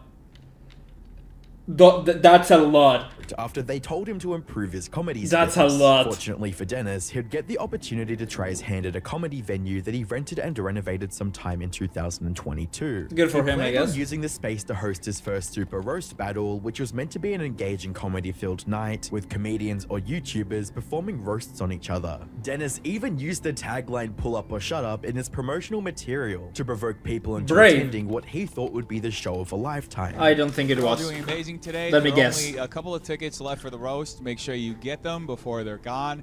This roast will be the first show that we're doing in this comedy club that I just built. It'll feature some of the best comics in Los Angeles, so make sure you get the tickets to the roast before they're complete. Are you sure about However, that? the event would fall far below not just Dennis's expectations, but the expectations of everyone else on the internet. On the 19th of August 2022, Dennis live-streamed the roast battle to his YouTube and Twitch channels, and from the very start, the show was destined for failure. For the first couple minutes, the show was plagued by technical issues, leaving members of the audience to wait in the dark for a show that they'd already paid for. Even after Dennis and his team had gotten things in order, the atmosphere still showed no signs of improvement. All right, LA, are you ready? You ready? Yeah. Hey, Steven, I don't think these motherfuckers are ready. Are y'all ready? No. Okay, I don't know. I don't know about this. I don't No, think we're they're gonna do not. the show anymore. This crowd's like they're all asleep. You feel a little bit bad about the show. I mean, you know, sometimes when you see someone do something bad, and then something bad happens to them, and they're like, you're like, oh, they deserved it. But then you feel bad about it. That's how I feel about this. I can feel the cringe surging through my veins. I love cringe. I hate it, but I love it. A majority of the show was just random people getting up on stage to deliver lackluster comments about each other's appearance. It looks like his middle name is Rainbow. Brando looks like the girl at public school who tries to act hard and then goes home to a mansion.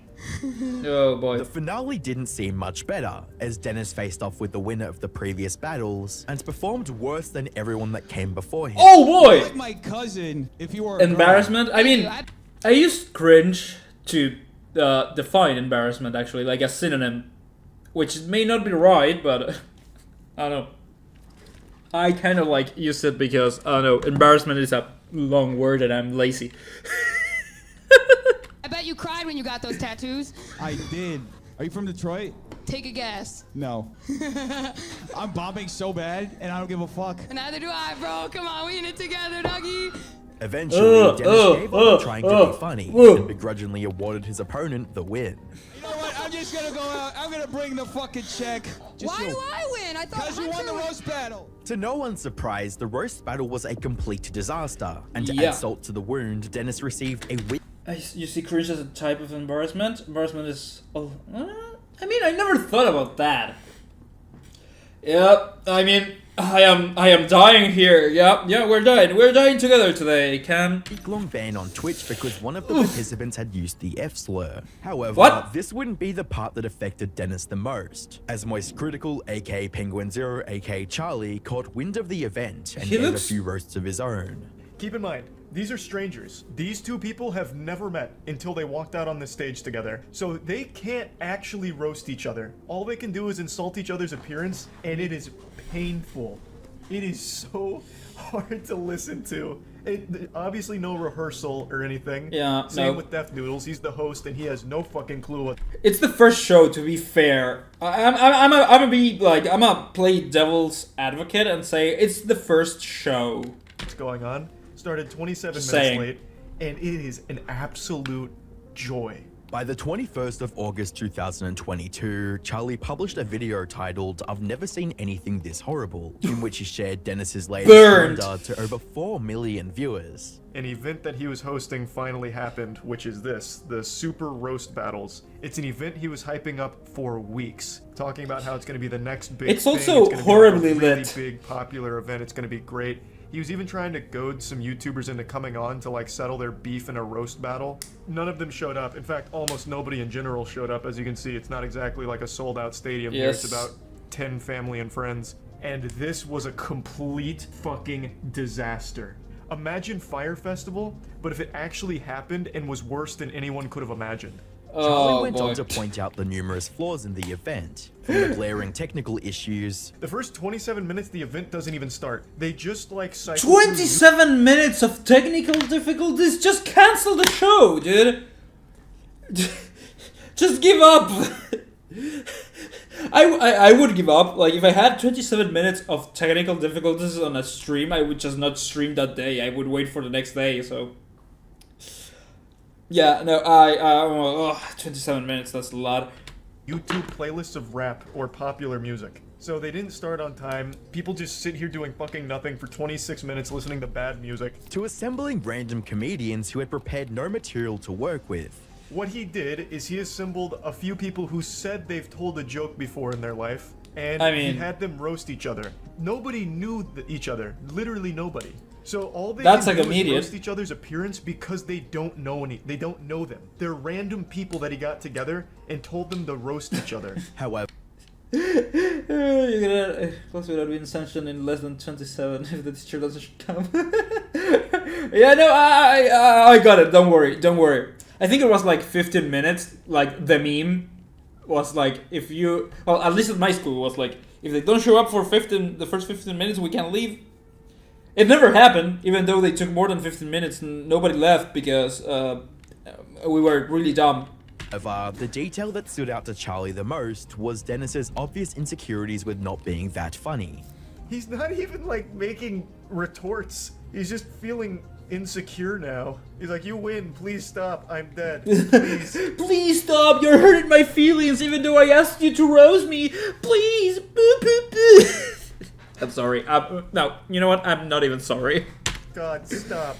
Now you're just hurting my feelings. Instead, you're fired. Dennis's attempt to take his comedy career to the next level had fallen flat, and everyone on YouTube was mocking him for it. But that didn't mean his dreams of being a good comic were over. In fact, if Dennis could take the criticism with grace and use it to make his next show more entertaining, perhaps this story would have ended a little differently. Unfortunately, Dennis saw a different path that didn't involve improving on his mistake, but rather making more of them. On the 22nd of August 2022, Dennis would upload a now-deleted response to Charlie titled, "My apology to Moist Critical for first Super Roast Battles," which only served to harm his just take the punch.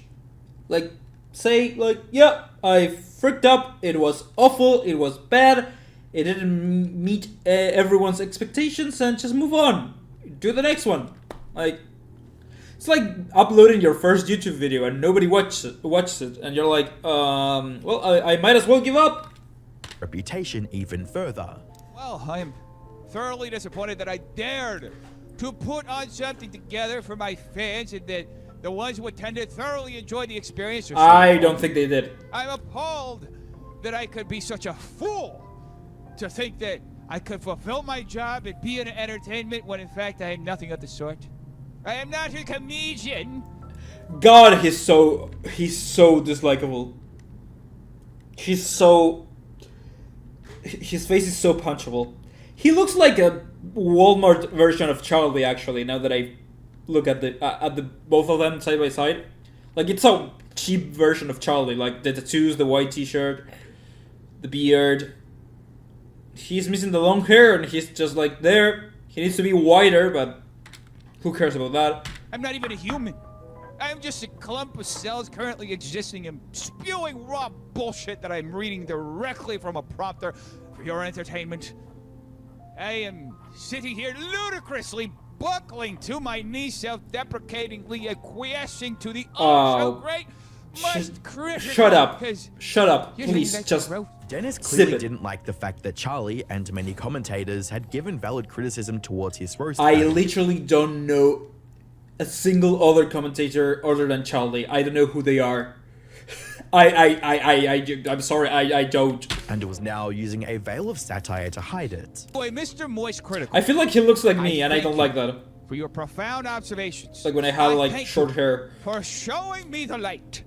I will once again produce a super roast battle 2 weeks from now so we can wrong every right that was left unturned. While Dennis would later retract many of his poorly thought out comments, he had already started something he couldn't finish, as Charlie uploaded another video titled "My Response to the Drama." I don't want this to be construed as some kind of personal attack or anything personal. Like I said when talking about the event, I don't really know Def Noodles. I don't hate him. I've only seen a couple of things on Twitter where he said or did some bad shit that people were dunking on him for. Charlie went on to analyze Dennis's framing of the situation as allegations. Here we are once again, addressing... Oh boy, this is escalating, I love it. Starting the video because I didn't make any allegations against him. I made jokes about the event and talked about it. As well as mentioning the damage that he was doing to his fan base and career. When he posted this video, he lost 3,000 subscribers over the course of 6 hours because, again, his fan base didn't sign up to hear him throw these like self-pity parties here. In an effort to extend an olive branch to Dennis, Charlie would draw attention to his tendency to make matters worse by impulsively responding to any form of criticism and gave some advice on how to overcome it. Every YouTuber's made a video they regret. You know, speaking of good editing, this is good editing. This is seamless transitions. They don't hurt your eyes. You don't feel like the jump cuts in the audio. Obviously. And good I editing. think that's what he's going through at the moment, where he's impulsively responding to things. The screen that are is always kind of moving. non-issue. There's something Dennis happening. had a pattern of giving knee-jerk reactions to criticism and injecting satire or comedic elements into serious discussions. But why was he like this? What happened during Dennis's YouTube career that made him think it would be a good idea to respond to valid criticism with jokes and satirical statements? Dennis's career... I have a habit that I think I just get a bit in love about it with others. I mean, when I do something cringe, I just laugh at it and kind of want to die on the inside. So, I mean, I think it's far more healthy what you do than what I do. Yeah, no, he's just like digging himself even deeper. Like, please stop. Please stop. Oh boy. I mean, you know, everyone is like free to kill their own career, so something like in high school, I got out there to ask a girl to marry me. Money and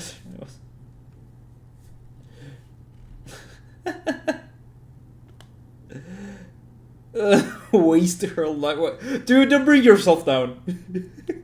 But it's funny. I got dared to do something awful in high school, and I did it because I was a stupid and an asshole kid. There was this girl that had like hair here, like hair grew like here, which is not normal for anybody because you usually on this part of the neck you don't have any hair. And somebody dared me to like go and point that out to her, and I felt really bad, and I still regret it because it's just being mean for the sake of being mean. So I cringe at that, but also I hate myself for that. Sometimes I remember it's like, oh boy, I was an asshole. I mean, it's over now. I apologized, and it's over. I can't do anything more about it. Just not repeat the same mistake. But people in high school are really dumb. I feel like we are all dumb in high school. As a YouTuber began in late 2018, making reaction and commentary videos on various popular Filipino singers. While he initially didn't garner significant viewership, Dennis seemed to enjoy creating videos for a small but loyal fan base. This is my first video. I mean, that's the best kind of fan base also.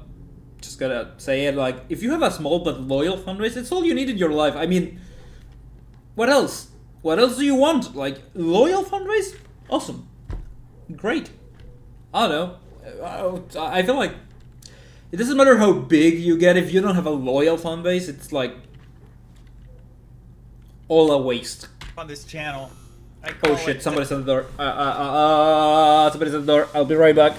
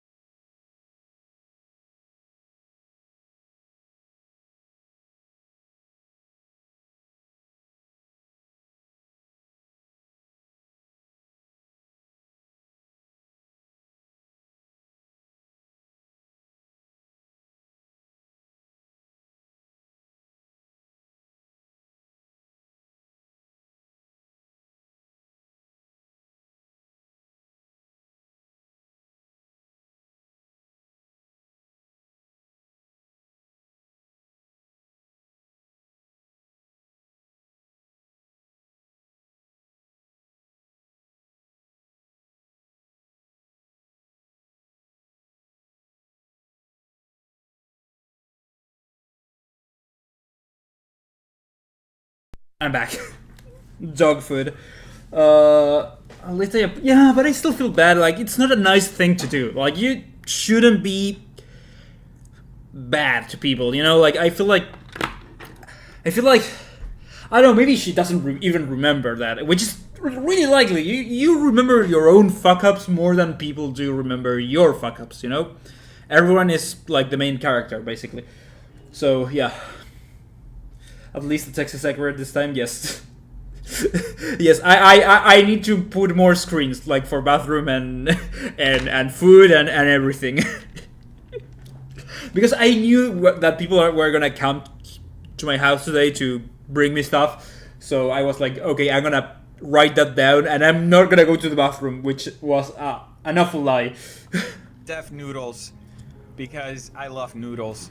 Okay, pretty good. And I also love learning about Filipino culture. As time passed, Dennis gradually built up confidence as a creator and developed his own signature style of content, which aired more on a comedic side. He also branched out into making Facebook and Reddit meme compilation videos to further boost his growth on YouTube. By September 2019, Dennis had surpassed over 150,000 subscribers and was bold enough to showcase his work to much larger creators, specifically the commentary YouTuber Kavos, during his Make or Break livestream. Unfortunately, he didn't get the reaction he was looking for. Area 51 raid me. Uh-oh. Where are they? Oh, wait a minute. God. This guy literally just reads out memes. This would mark the first time Dennis faced any real you can critique, see the pain in and it was his apparent face. He wasn't comfortable with it. Oh, you can see the pain in his face. That's so sad, though. Like, look at the pain. I'm Dennis. Look at that pain! Face any real critique, and it was apparent he wasn't comfortable with it, oh, boy. as he later uploaded a video titled, Kavos Roasted My Channel, My Response. Yeah, that's totally fine, I totally get it. Outside of the fact that I'm a douchebag, I don't find myself to be a douchebag. I don't know what in my video caused you to think that I'm a douchebag, but I totally understand that, and that's totally your prerogative. The entire video was of Dennis deflecting every piece of constructive advice that Kavos offered to protect his ego. Despite how much Kavos' comments had affected him, Dennis would try to brush it off by stating, thankfully, I'm at a point in my life where I have self-confidence, and I'm not going to place my entire self-worth on someone else's opinion. People that really scream that do have it, definitely.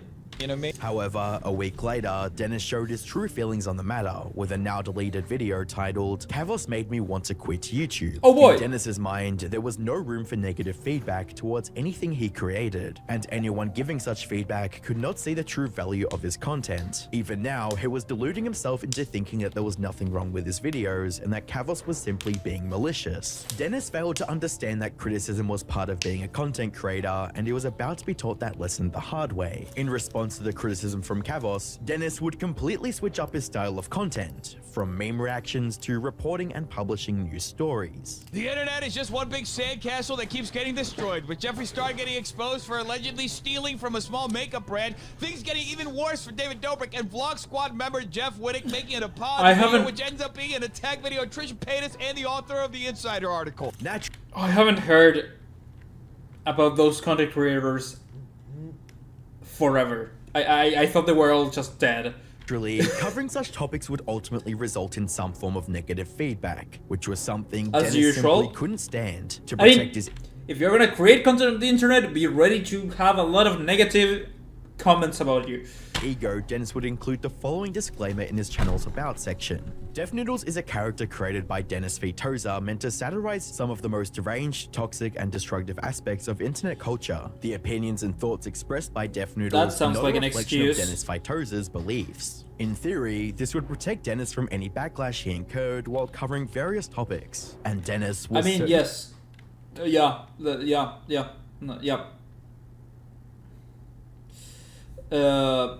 Yes, I mean, I don't like criticism, but also it's really useful to grow. They're not making fun of you, they're making fun of that guy, so I should take note. Yeah, it's a good way to put it. Actually, you could be a great content creator, Ken. With that mentality and that focus, like, it's really healthy also. Yeah, I used to take it way more personally, but I'm gonna reveal my dirtiest, most awful secret, which is I love I love hate comments. Love them, dude. The energy that the hate comments give me is on a whole nother level. It's basically like, I don't know, drinking an espresso.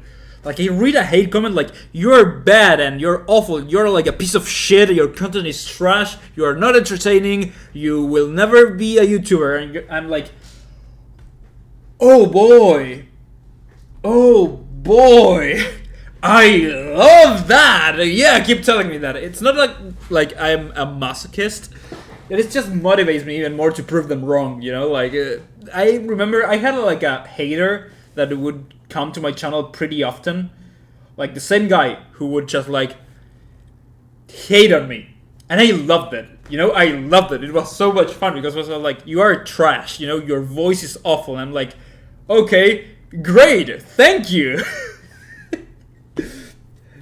I mean, everyone is bad at following their own advice. No, I'm not a masochist. No, I'm not, because I don't like when people hit me. Maybe. No, but like, it motivates me. Let's be honest. Like, it motivates me when people trash and hate me. I'm like, okay, let's keep at it then. I'm doing something right. I feel like I'm when they have like good reasons, you know, like, or maybe not good reasons. Because valid criticism, like, you should always take it. But like, when people are just exaggerating and hating on you because they can, I'm like, okay, that's fine. I like it. Only going to need said protection. As he went about spreading news headlines, he also earned a reputation for misrepresenting not just facts about the stories he covered, but the people involved in them as well. These misrepresentations include 1. Labeling John Swan as alt-right when covering his drama with Dream. 2. Maliciously framing a clip of Nicholas Diorio as weaponizing his viewers. And 3. Publishing various fake allegations when covering James Charles. Oof. Whenever he was rightfully called out for these blunders, Dennis reverted to calling everything satire and that it shouldn't be taken seriously. In essence, Dennis wanted to say anything he wanted about whoever he In essence, he was an ass. wanted without any recourse. In addition, Dennis's channel had grown to over 500,000 subscribers, which afforded a certain level of credibility despite his actions. That's a lot of subscribers. That's a lot of people. Time before Dennis got a taste of his own medicine. When on the 21st of May 2021, Keemstar made a Twitter joke post calling Def Noodles, not Dennis, a PDF file. Def Noodles has allegedly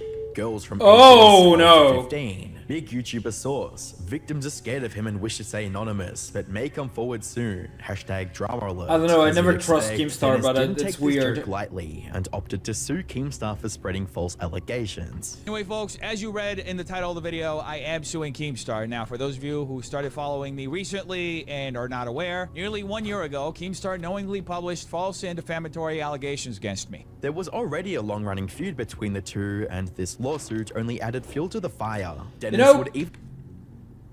When you sue for defamation, you lost. I feel like you lost already.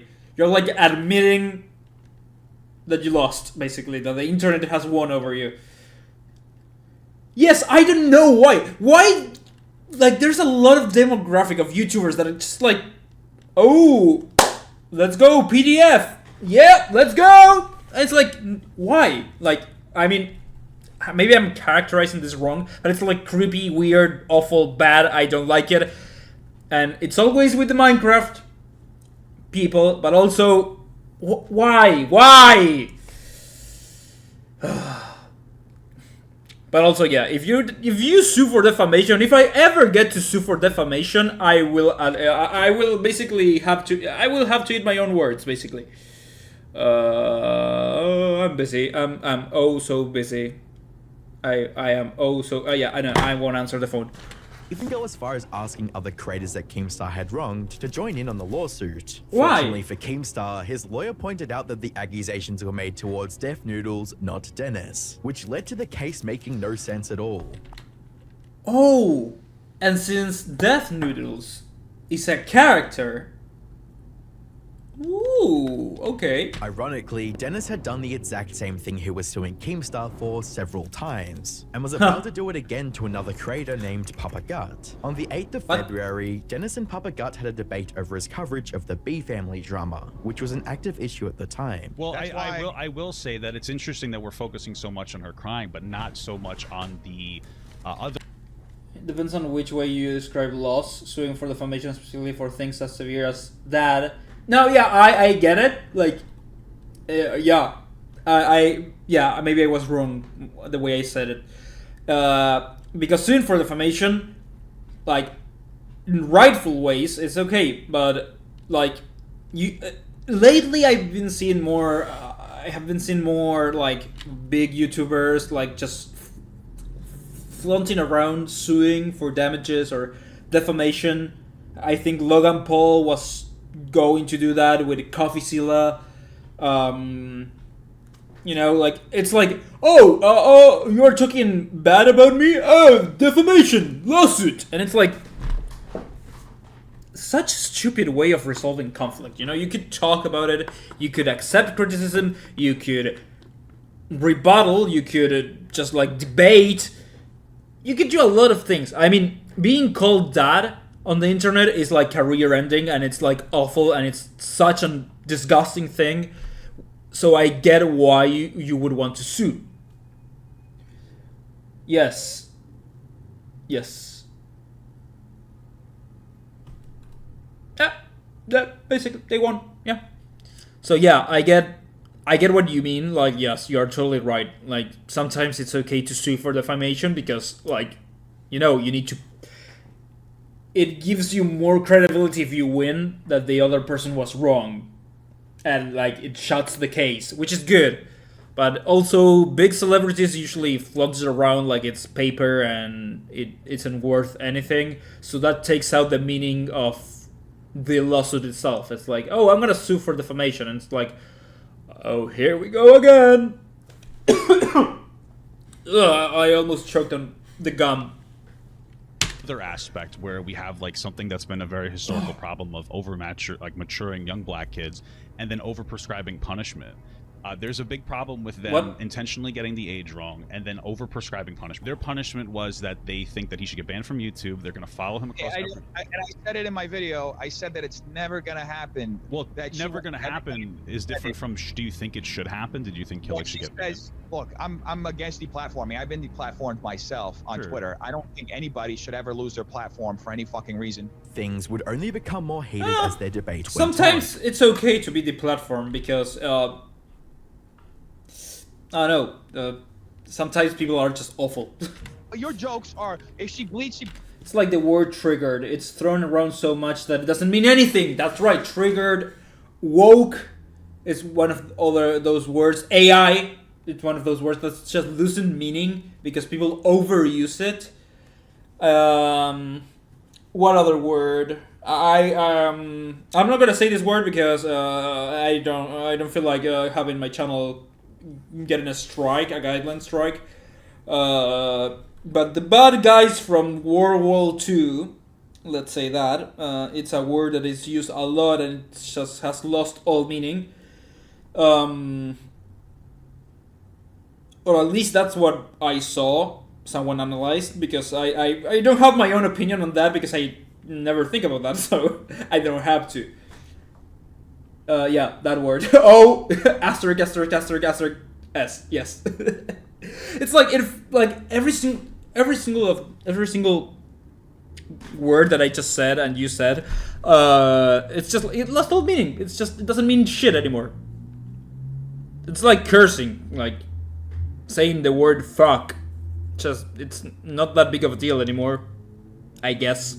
It's been a long time since it mattered, but you get what I say. You get what I mean. See, I knew it. You just brought those up to try to deplatform me. It's a pathetic move. Oh, I'm not trying to deplatform you. I'm fucking I literally explained why that was wrong, and your perspective is that joke was appropriate. Incredibly disingenuous mind. Everything that you say is so bad faith, and I'm expecting you yell for 75% of the debate. Dennis would walk away from that debate holding a grudge against Papa Gut, and inevitably making false allegations against him as well. MF got famous on TikTok for joking about effing 16-year-old girls, then gets offended someone jokes about him. But you know, he was right. I shouldn't have said that. I should have said instead he makes himself so small in his videos to hide the fact he looks like a PDF file. Within hours, oh boy, make a video response to the situation in a video titled "Deaf Noodles is a bad person."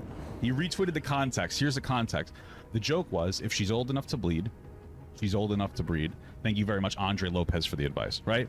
Somehow, he looked at this and said, I'm gonna nail Papa Gut on this point. Topics regarding SA were a sensitive spot for Papa Gut. You know, due to his why wife don't being we a victim of move on from those jokes and maybe we won't have that much drama anymore? Oh boy, this is just rough. Such, and he sadly broke down into tears on camera. Now I get to, I just put in a situation where I feel like I just have to bare my entire soul, and you're gonna listen to this and you're gonna laugh and you're gonna think it's funny. But you wanna know what, Dennis? It's not funny. According to Know Your Meme, Dennis would make an apology video regarding the situation, but that wouldn't stop him from making a t-shirt of Papa Gut crying. Oh god. Yes, he made a t-shirt, okay, of me crying, and this is like the 10th time that he's put this up. I think that he thinks it upsets me. Dennis had proven himself to be very thin-skinned when it came to any form of criticism or call-out. He'd vengefully attack anyone who he thought bruised his ego and labeled his mistakes as jokes. How did it go from bad stand-up comedy to this so quickly? Ego. A big-ass ego that can't take criticism. That's basically it. That's it. A big-ass ego that can't take criticism. That's how this works. However, what he did during his second roast battle showed how far Dennis was willing to go to sustain his fragile sense of self. Fast forward to the 2nd of September 2022, Dennis is once again hosting a super roast battle, but this time it's with a twist. It's gonna go badly. One of his biggest critics was in attendance. A creator by the name of Salvo Pancakes had taken Dennis's offer to join the roast battle and brought dozens of fans with him. While Salvo was unable to attend the first roast battle, his presence this time dramatically changed the atmosphere in the venue, as he began riling up the crowd before the show even started. Given the circumstances, I don't know what they're saying, so I don't know what I'm cheering and for. Would probably have had a successful show if things continued this way. All Dennis had to do was come out and face Salvo like a true comedian, but sadly, he had other ideas. Oh boy! Oh boy! Oh boy! Oh boy! Oh boy! That was okay. Yeah. Oh my god. Everyone how hypocritical. Remember, Dennis had asked creators to come to what out a in a fragile motherfucker. When they did show up, he shoved them back into the crowd. Dennis didn't care about the roast battle and instead focused on sustaining his overinflated ego, an ego that Salvo was about to cut down to size with just one comment. If we were here, there would be nobody in the crowd. There was no coming back for Dennis's reputation after that night, as every commentary channel on YouTube covered the disaster, especially Charlie. Though I think ultimately Deaf Noodles as well as the community realized it's not that big of a deal. It's not a crime to hold a bad comedy night. But you know what is a crime? Assault. Yes. And that happened last night at Deaf Noodle's most recent Super Roast battle. Charlie continued by grilling Dennis for a scummy overreaction during the event. It's a big overreaction from Deaf Noodles here.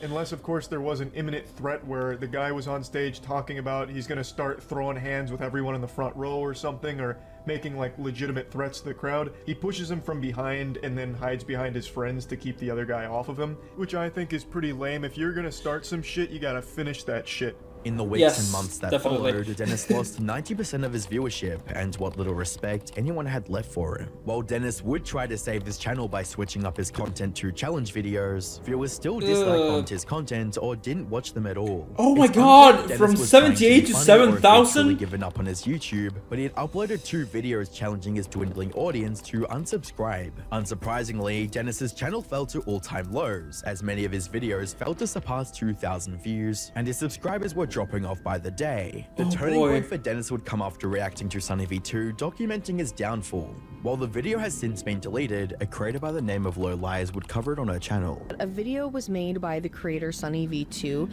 and it documented his downfall and his mistakes that got him to where he is now. He did a reaction. Oh, this is so much fun. Where he literally said nothing the entire time, just watched it, and he was just a little blurb in the corner. It seems like watching that video really opened up his eyes and it really sunk in, and maybe it already had. Another deleted video that showcased how far Dennis had spiraled was his video titled Coming Clean About Everything, which was covered on his Reddit page. I watched Steph's video about coming clean on everything that he posted a few days ago. It's hard to tell if he's genuine or not, since he's been shitposting this subreddit I don't think he is. as well as shitposting weird obtuse videos on his main YouTube channel for a while now. But I do think he wants to do better. I think Uber was a good step for him. Dennis needs a real job to humble him, and particularly something that takes him offline. These constant apology videos and reflection videos where he overshares just become exhausting when the guy needs to stop feeling entitled to a YouTube audience. The posts from Dennis that were referenced were the ones that came after he realized the true damage he had done to his career. I am a manipulative, tension-seeking Yeah, well, dude, we don't need self-deprecating, oversharing douchebags on the internet. We have plenty of that already. Should I quit and get a real job? Should I just end it all? What job should I get? I am broke and can't afford therapy. What should I do? Should I go to rehab? I want to give up. How can I make things right with everyone I've wronged? I am so depressed. Dennis's need to feed his ego had cost him everything, and it was only when things were at their worst that he truly understood that. I give up. I really do. I give up. It's over. It just really fuck it all up. I was really embarrassed and ashamed to admit it, but I did it. It's all my fault. And I've put myself here.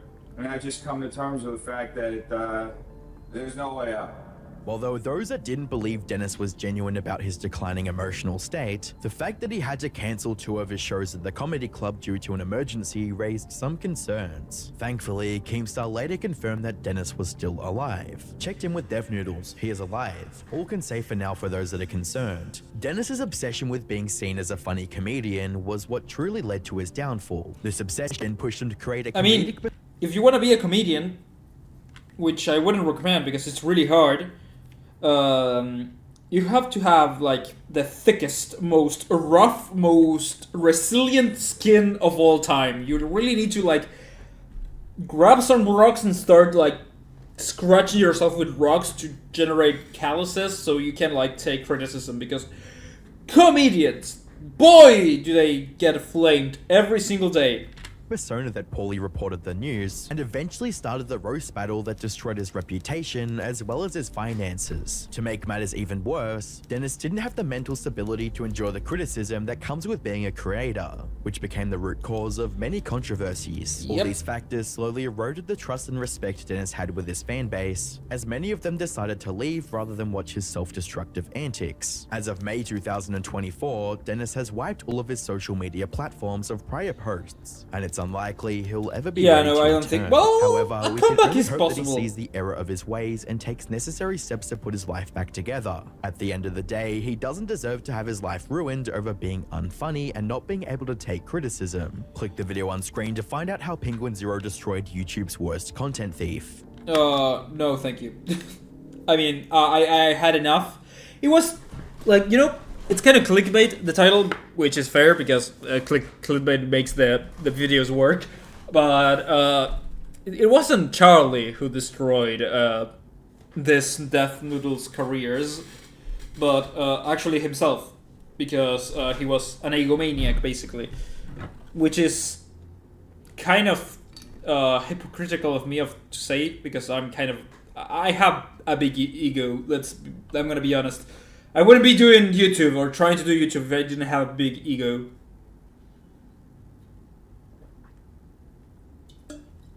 But also, I try to take criticism, because otherwise you're gonna just fall flat on your face. Yes, Charlie was like... If you think about it, if it's the butterfly effect or the domino effect, it's like Charlie's the first or second domino on a long ass chain of events. Yeah. Yeah, no, it would have been like still failure. I get that Charlie is like a big content creator and a big, I wouldn't say drama channel, but commentary channel. So maybe it'll work like that. But yeah, Charlie could, like, you could take Charlie out of the equation and anyone else would have done the same job, basically. Which is bizarre, you know? What time is it? Okay, it's 5:30 almost here. I have time to watch another video, yes. There were other people criticizing him and Dev took, like, still, yeah. Yep, no, yeah, definitely. The problem is, I think Charlie's a big creator, a big content creator, and what Charlie says, usually it's pretty... Oh my god, yeah, well, yeah, I'm better, yeah, 9:30 almost there? Goddamn. I mean, I have to exercise, I have to go swimming. Actually, I'm on a swimming team. I'm the community manager of the swimming team also.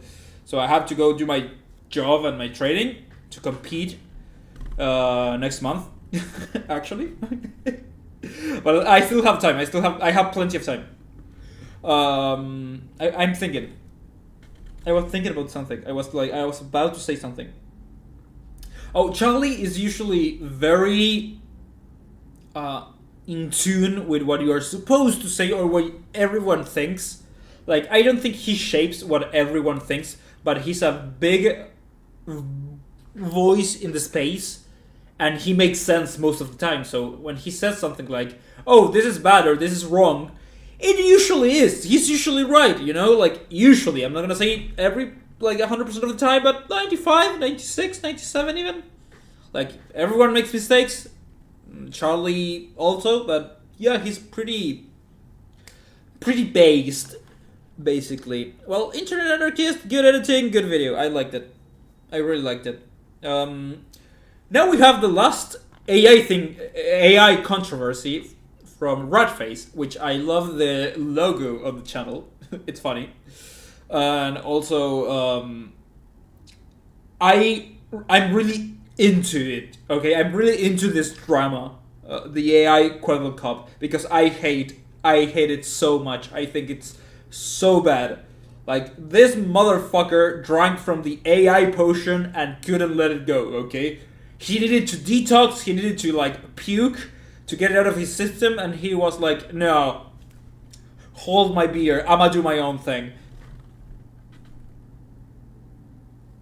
Yep, if Death Noodles, if he would have taken the L, like a good little penguin, he'd still be here doing pretty good. Comedy night or comedy club thingy, roast battle or whatever it was, would be kind of a big thing, because if you were to get like 2 or 3 YouTubers, well-known YouTubers with like 500,000 subscribers, 1 million subscribers, it could have been so much fun, and it could have been so good, because you could have had their audiences go and roast them. Like, I grab, for example, my audience of 3 people, and I make them roast me.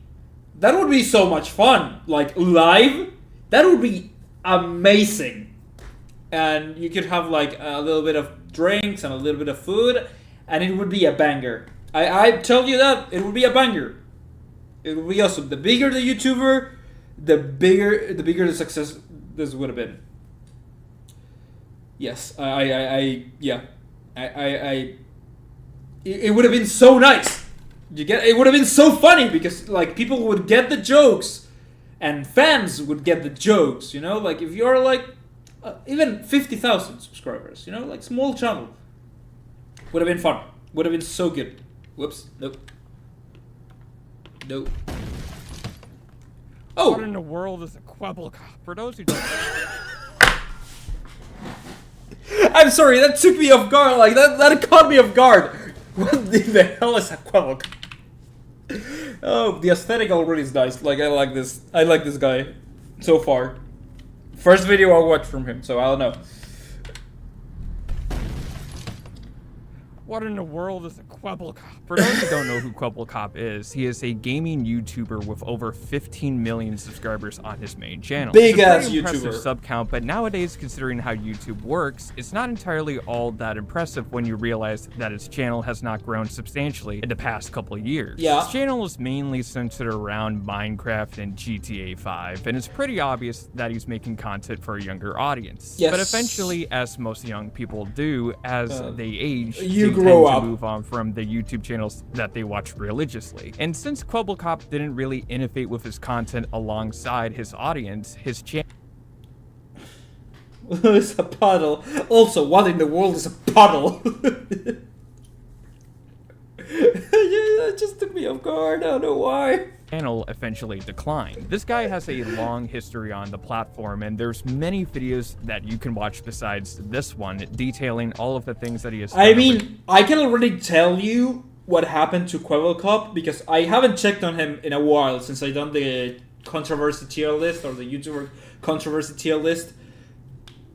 It's like soulless content in a platform like YouTube that usually looks for funny and a connection, you know? Like, at least some people do. Like, you look for connections between you and the content creator that you watch. You want to watch them and do stuff, like do different stuff, but you know, like, I don't know, eat a jalapeno, eat a ghost pepper, get taste in the balls like Oompaville did, say unhinged funny stuff like J-Schlatt, or do crazy big set pieces like Mr. Beast, but still, like, the relationship between viewer and creator is really important on YouTube, and AI doesn't have that yet. Like, doesn't have that tangible and real thing. That's what happened to his audience. It died, basically. The channel died.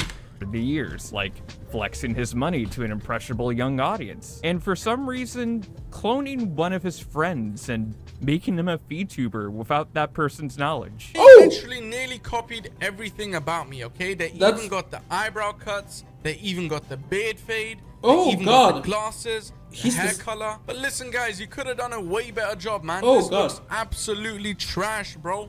This is such low quality. Did you make this in paint or something? Which I have to ask, in what capacity do you think that's an okay thing to do? Even if you apologize, he's so disconnected how from exactly reality. do you even have the balls to follow through with that action in the first place? It's pretty apparent that Quebblecop has a history of strange decision making that people take note of. Now, Quebblecop's name tends to pop up every so often, usually in the style of a video essay or a commentary video, like this one, taking note of his downfall. But about half a year ago, his name popped up for a pretty different reason this time around. Quebblecop decided that he was going to make himself an AI avatar and completely automate his channel with it, which I don't think I need to explain how goofy of an idea that is, and people were quick to make their opinion known. One of the issues that a lot of people had was, well, the avatar was kind of ugly. Not going to lie, I didn't like looking at it. It kind of had that cheap... It brings me rage, you know? I see that... I see and listen to that voice, AI voice and AI avatar, and I'm like, I need to punch something! That's the guy I know an OC is.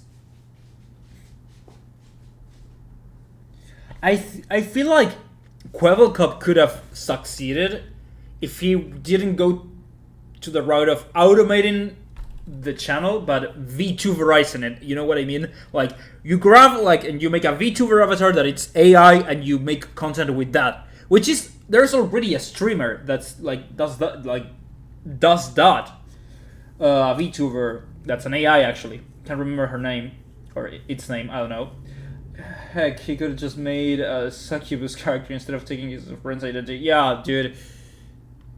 Oh no, something else. Also, yeah, it's blatant, like, identity theft, I guess. But also, I don't know, dude. Oh no, don't quote me on that. You know, like, don't ask me that because I don't know. I'm pretty sure I don't know. I don't know. 3D animated TV kids character vibe that threw people off, and even his own audience wasn't enjoying it either. Of course, there were some people that didn't mind, but they were definitely not the majority. Yeah, Another issue was just the concept entirely. Even with VTubers, there's still a real person behind it. That's kind of what YouTube is supposed to be. It's supposed to be you. And when you're trying to play it off, I know her. I watch her. Her name is Elizabeth. Me too. I don't know, but she's funny. So Kwobblecop became the punching bag for the internet for a good amount of time until if you're talking about the AI avatar Kwobblecop VTuber, issued. If you're talking about Vidal's daughter, I know who that is. To train a brand new Kwobblecop. Oh God, this video! Oh no! Oh no, this video! Oh boy! Oh boy! Oh boy! Oh boy! Oh boy! Oh boy! Model. Look at that mouth. Every bit of feedback we've received, and the results, they're astonishing. Every second you've been watching of this video so far has been completely AI generated. The Kwobblecop you're seeing on the screen right now. Look at that mouth! Is not really. No, In you this don't say. Clip, he decided to double down on the AI shenanigans instead with a new and improved avatar that is objectively more realistic. But even then, people were still not that impressed. The voice is still a little awkward. Wait, it's actually killing me. I'm gonna AI VTuber.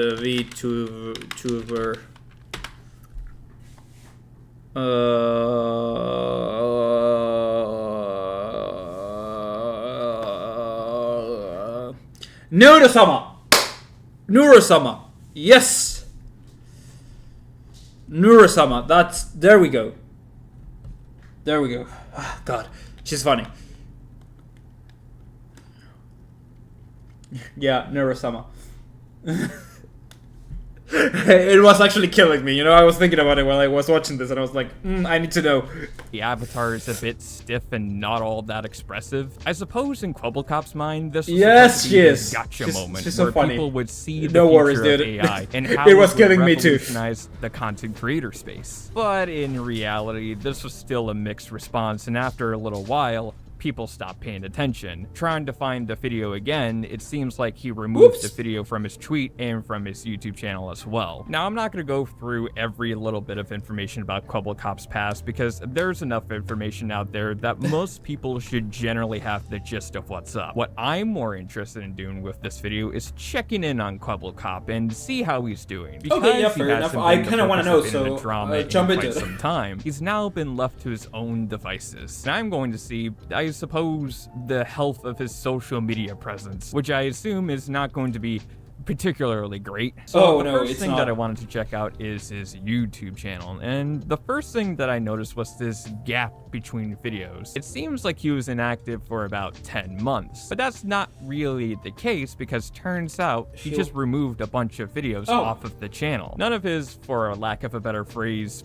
first generation AI videos are no longer here. And then I decided to watch the first video. Another YouTuber with a big ego. Back. Also, another thing that I wanted to note before we take a look at it was that his thumbnail face looks a little warped, doesn't it? I mean, like, if he's already gonna do AI avatars and stuff like that, I'd imagine he's totally fine just using AI art as well. And I think the results speak for itself. So I began watching it, and wow, would you look at that? It's actually him. He's speaking without an AI voice. So maybe he finally decided that this was a terrible idea, and he should go back to being his authentic self.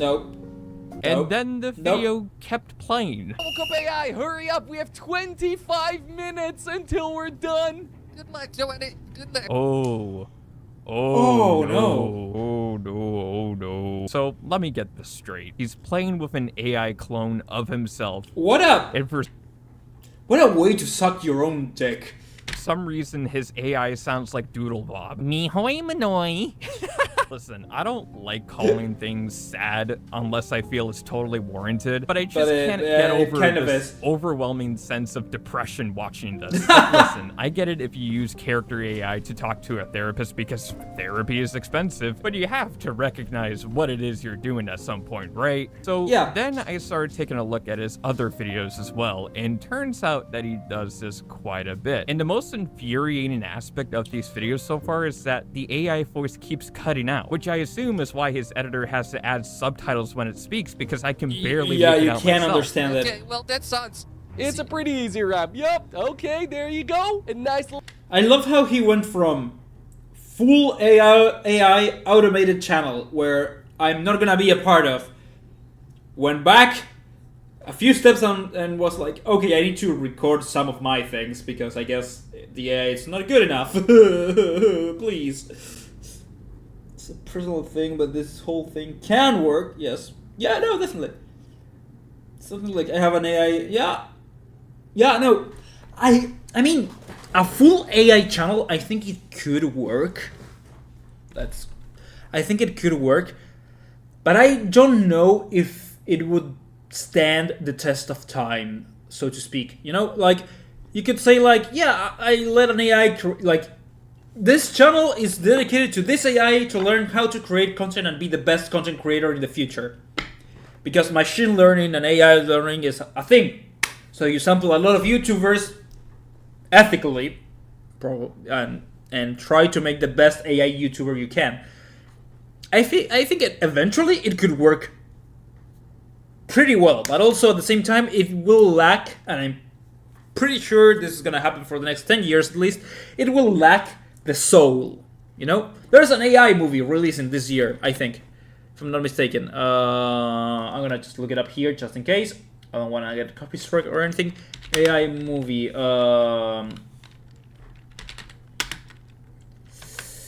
what is it? No, not the end. It's a rom-com. AI movie rom-com.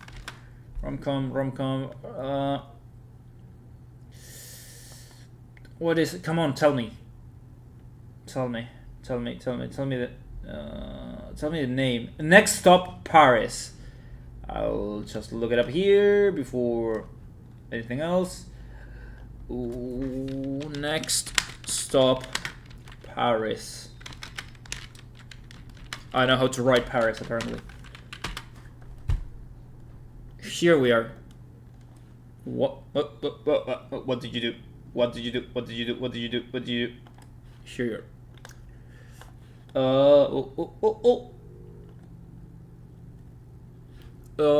I think it's this one. Next Stop Paris. Yes. So, Claire, what's your stop? The City of Lights. I'm hoping it's a new start. Oh, that's so bad. We have to pray for longer. It's so bad. You're the dark, mysterious kind of man who never shows his vulnerability. Got a feeling that the way it is. What the frig is this? Maybe you're the kind of woman who's never sure of what you want, even if it's right in front of you. From all of our hearts. What? I know that our wheels hit, darling.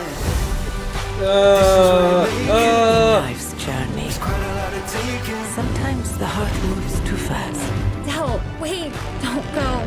Sometimes too slow. But if you time it just right, that's when love arrives. Claire! I thought you gave up on me. I'm not going to let you go. Oh god, this is disgusting. Oh, that's disgusting. That's so bad. That is so bad. That is just so bad. God damn. That's disgusting. That's straight up awful. I hate it so much. I never want to. I'm gonna watch it probably if I can, because it's gonna be so bad. It's gonna be the worst movie I have watched ever. But I'm gonna try and watch it. I'm gonna actually try. I kind of want to know. A little flip in your police car? Even a little tiki barrel. Another thing that I can already tell is that his videos are just not with the times, man. I can understand it's a little difficult to pivot from one game to another, but at this point, I'm not entirely sure if he ever tried to do that. These videos remind me of gaming videos that I used to watch like 7 years ago. Her face at some point was too big. Dude, her face, her hand, her like mouth was moving side to side, but not actually like speaking in that way, you know? Like the guy, like the perspective on the guy's face changed all the time. His features were not the same in two scenes. God damn awful.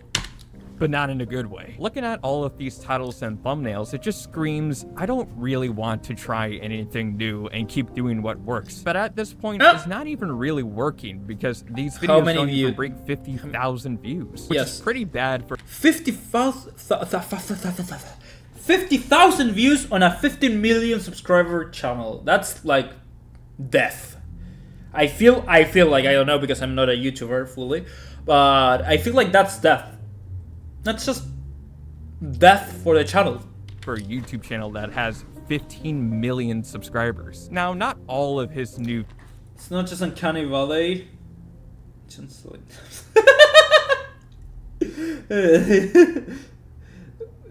ChatGPT wrote that? It's actually pretty funny. It's actually good. I mean, ChatGPT should write the script, and probably it did. It wouldn't surprise me. I really want to watch it now. I'm gonna watch it and review it probably. I mean, it's gonna be a fun ride. Awful and a disaster, a car crash basically, but fun.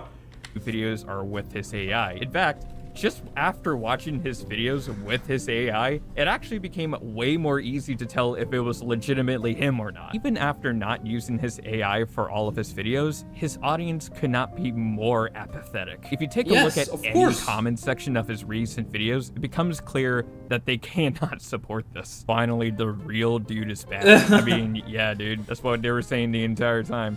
Bro, like, try? Wanted to get 10,000 likes on this video as a like goal, and looking at the likes right Oh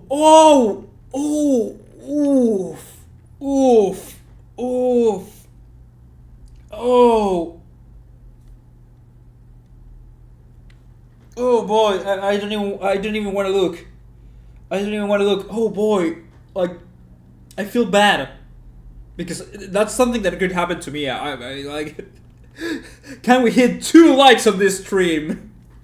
2, just 2, and it's like 0. I don't think it's working out too well for you, buddy. I'm so sorry. Let's take a look at another video. That hurt. Really gotta say, all of these look almost the exact same. Like, genuinely, what is the difference between this one right here and this one right here? Jumping alien cars in GTA 5? That sounds like a cool time, man. Oh no. Yeah, this channel is cooked. Just stop posting, gang. Dude, just delete the channel. Oh my god. People are ruthless. I mean, don't delete the channel, but change. Actually change. Actually try to do something new.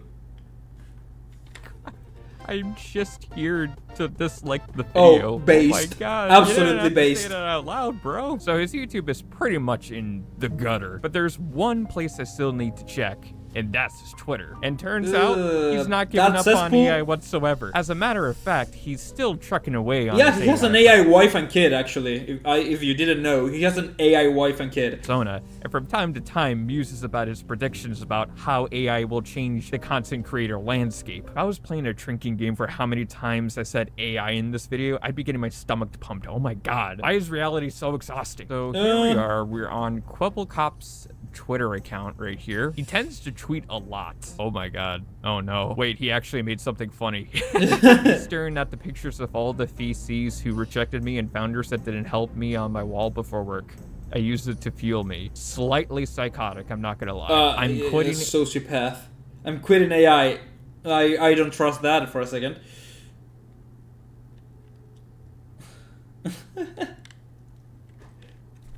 No. AI. Not real.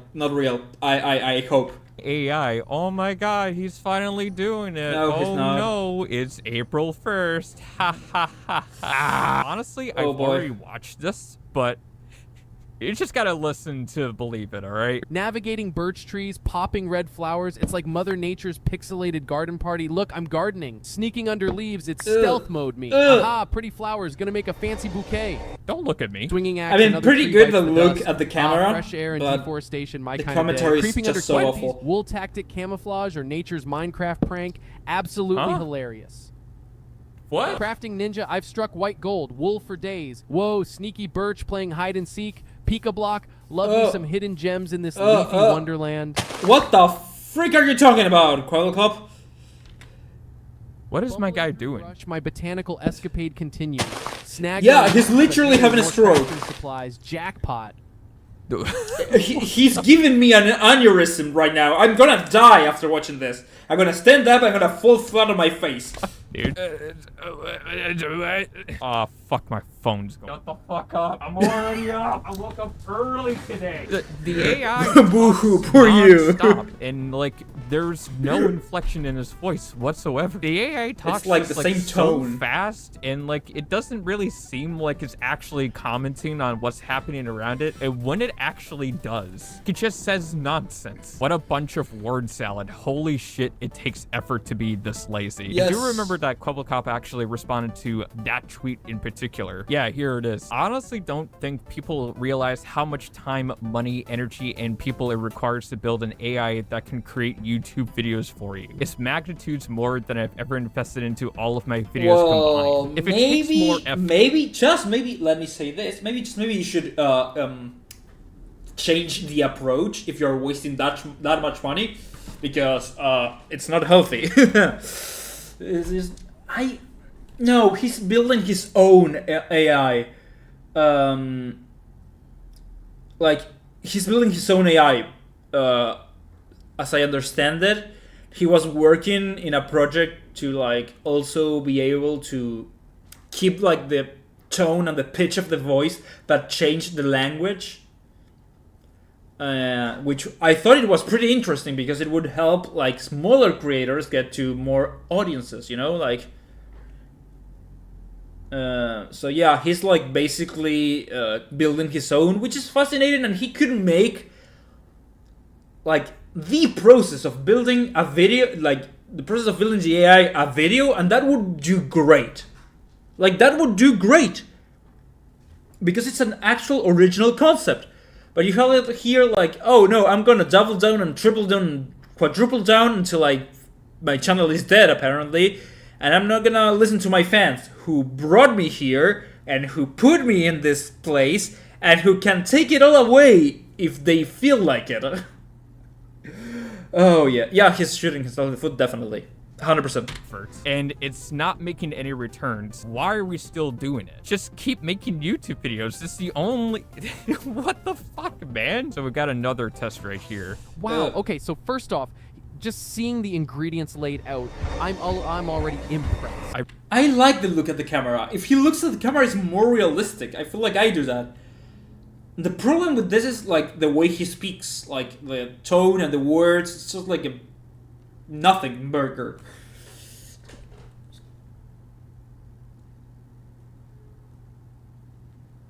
Yes, like secondary channel, or like a series of how I build my own AI to make YouTube videos for me after I'm dead, or something like that, to feed my children. I would respect that far more. Like, if you make your own AI avatar to make like kind of cringe, kind of shitty videos for you after you die, to keep your channel alive forever, that would be fascinating. Like an immortal YouTube channel. That would actually be a project I could get behind. Like I invested like $1 million to keep my channel alive after I die. That would be absolutely interesting.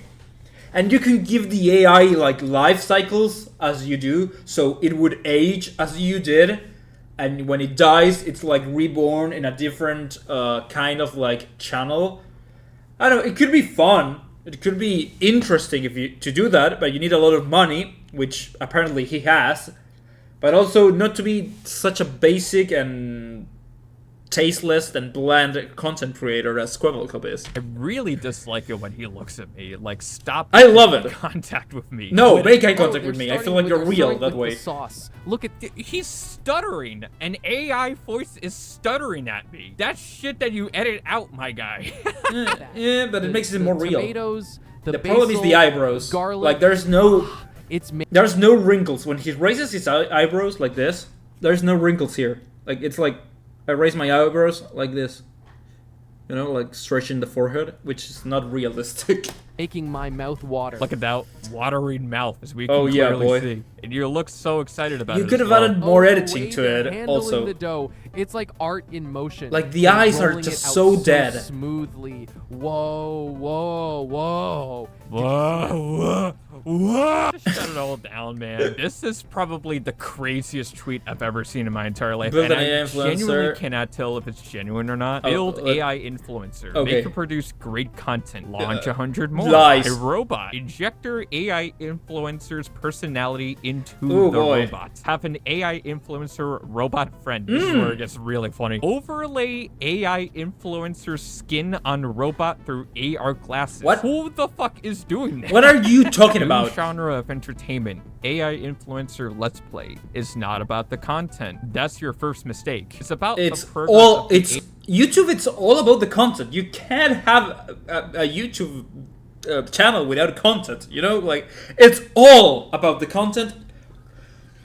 When you're new, at least what I think is it's all about the content first, personality second, because you build good content and people are gonna be drawn to your personality.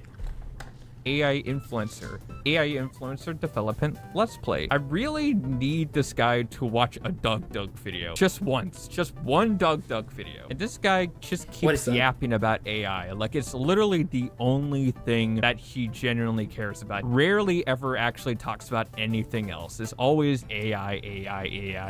Are we gonna get to the AI? Oh, like fucking God, dude. And then here we go. We got like a nice little picture of him. You know, he's in the elevator. He's chill. He's got a nice fit. I vibe with that. This is what he said in response to Matt Pat retiring. AI influencers are the way forward. It's not just a good business move. It's also much healthier for your favorite creator. Listen, man, sure. I mean, like, here's the thing. It's kind of just expected that people will stop making YouTube videos. You know, they don't do this stuff forever. I feel like Quellcup has fallen out with creating content, but he doesn't know how to do anything else, so he keeps at it in a soulless and just like disgusting, absolutely fake way.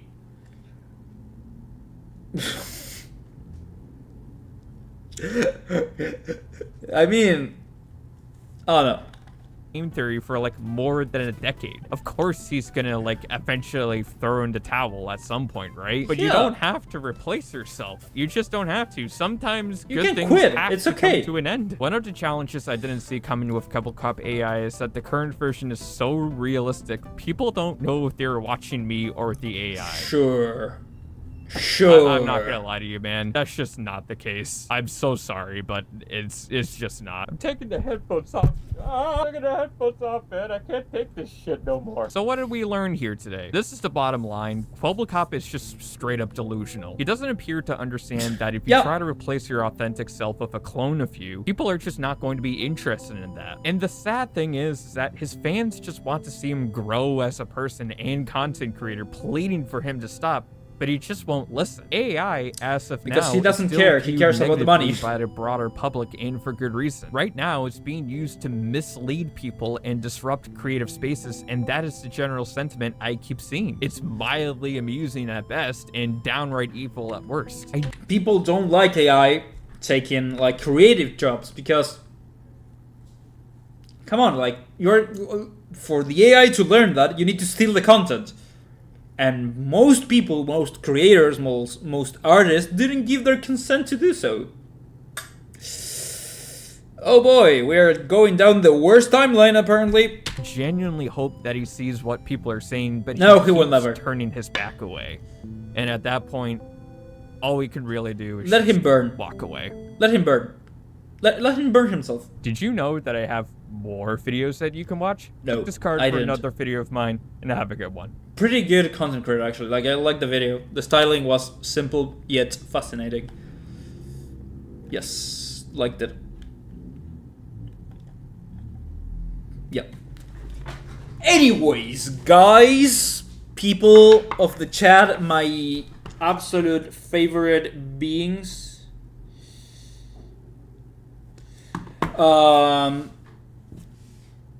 I need to take a shower, shave. His name, Ratface. Let's access the channel. Ratface here. The videos are in the link down below. I think it's the last video or the first. I can't remember. So you can like go through there if you want. But you know what?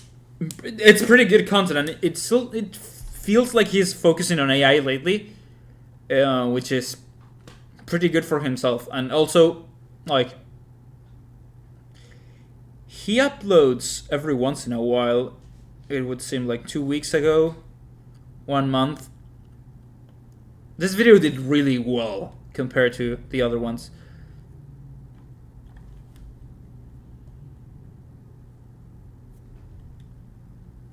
Yeah, no, I liked his style. His editing is simple but good, and also, I know, like, he drew me in. Like, he's good at it.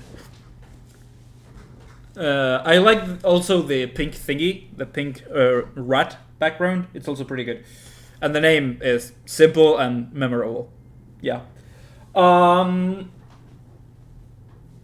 yeah, I don't know. I hate Quellcop AI. That's all I want to say. But also, I need to go do stuff. We've been almost 3 hours at this. I thought this would take 1 hour and a half. I lied to myself. I lied to you. I lied to everyone. Okay, that's my life. I need to do a lot of stuff. So I'm gonna be back tomorrow. So don't worry. I'm gonna be here every single day of the week. I'm gonna try it at least. If this week doesn't get any more complicated. Yes, I know, Cam. But I'm gonna be back tomorrow. Don't worry. So, thank you everybody. Let's do the outro again. Thank you everybody so much for watching another stream. I really appreciate the comments, the likes, the chat, the videos. I hope nobody thinks I'm as a sniper wolfing this, because I'm not. I'm trying really hard to add commentary to this, and one day I'll make this actual videos.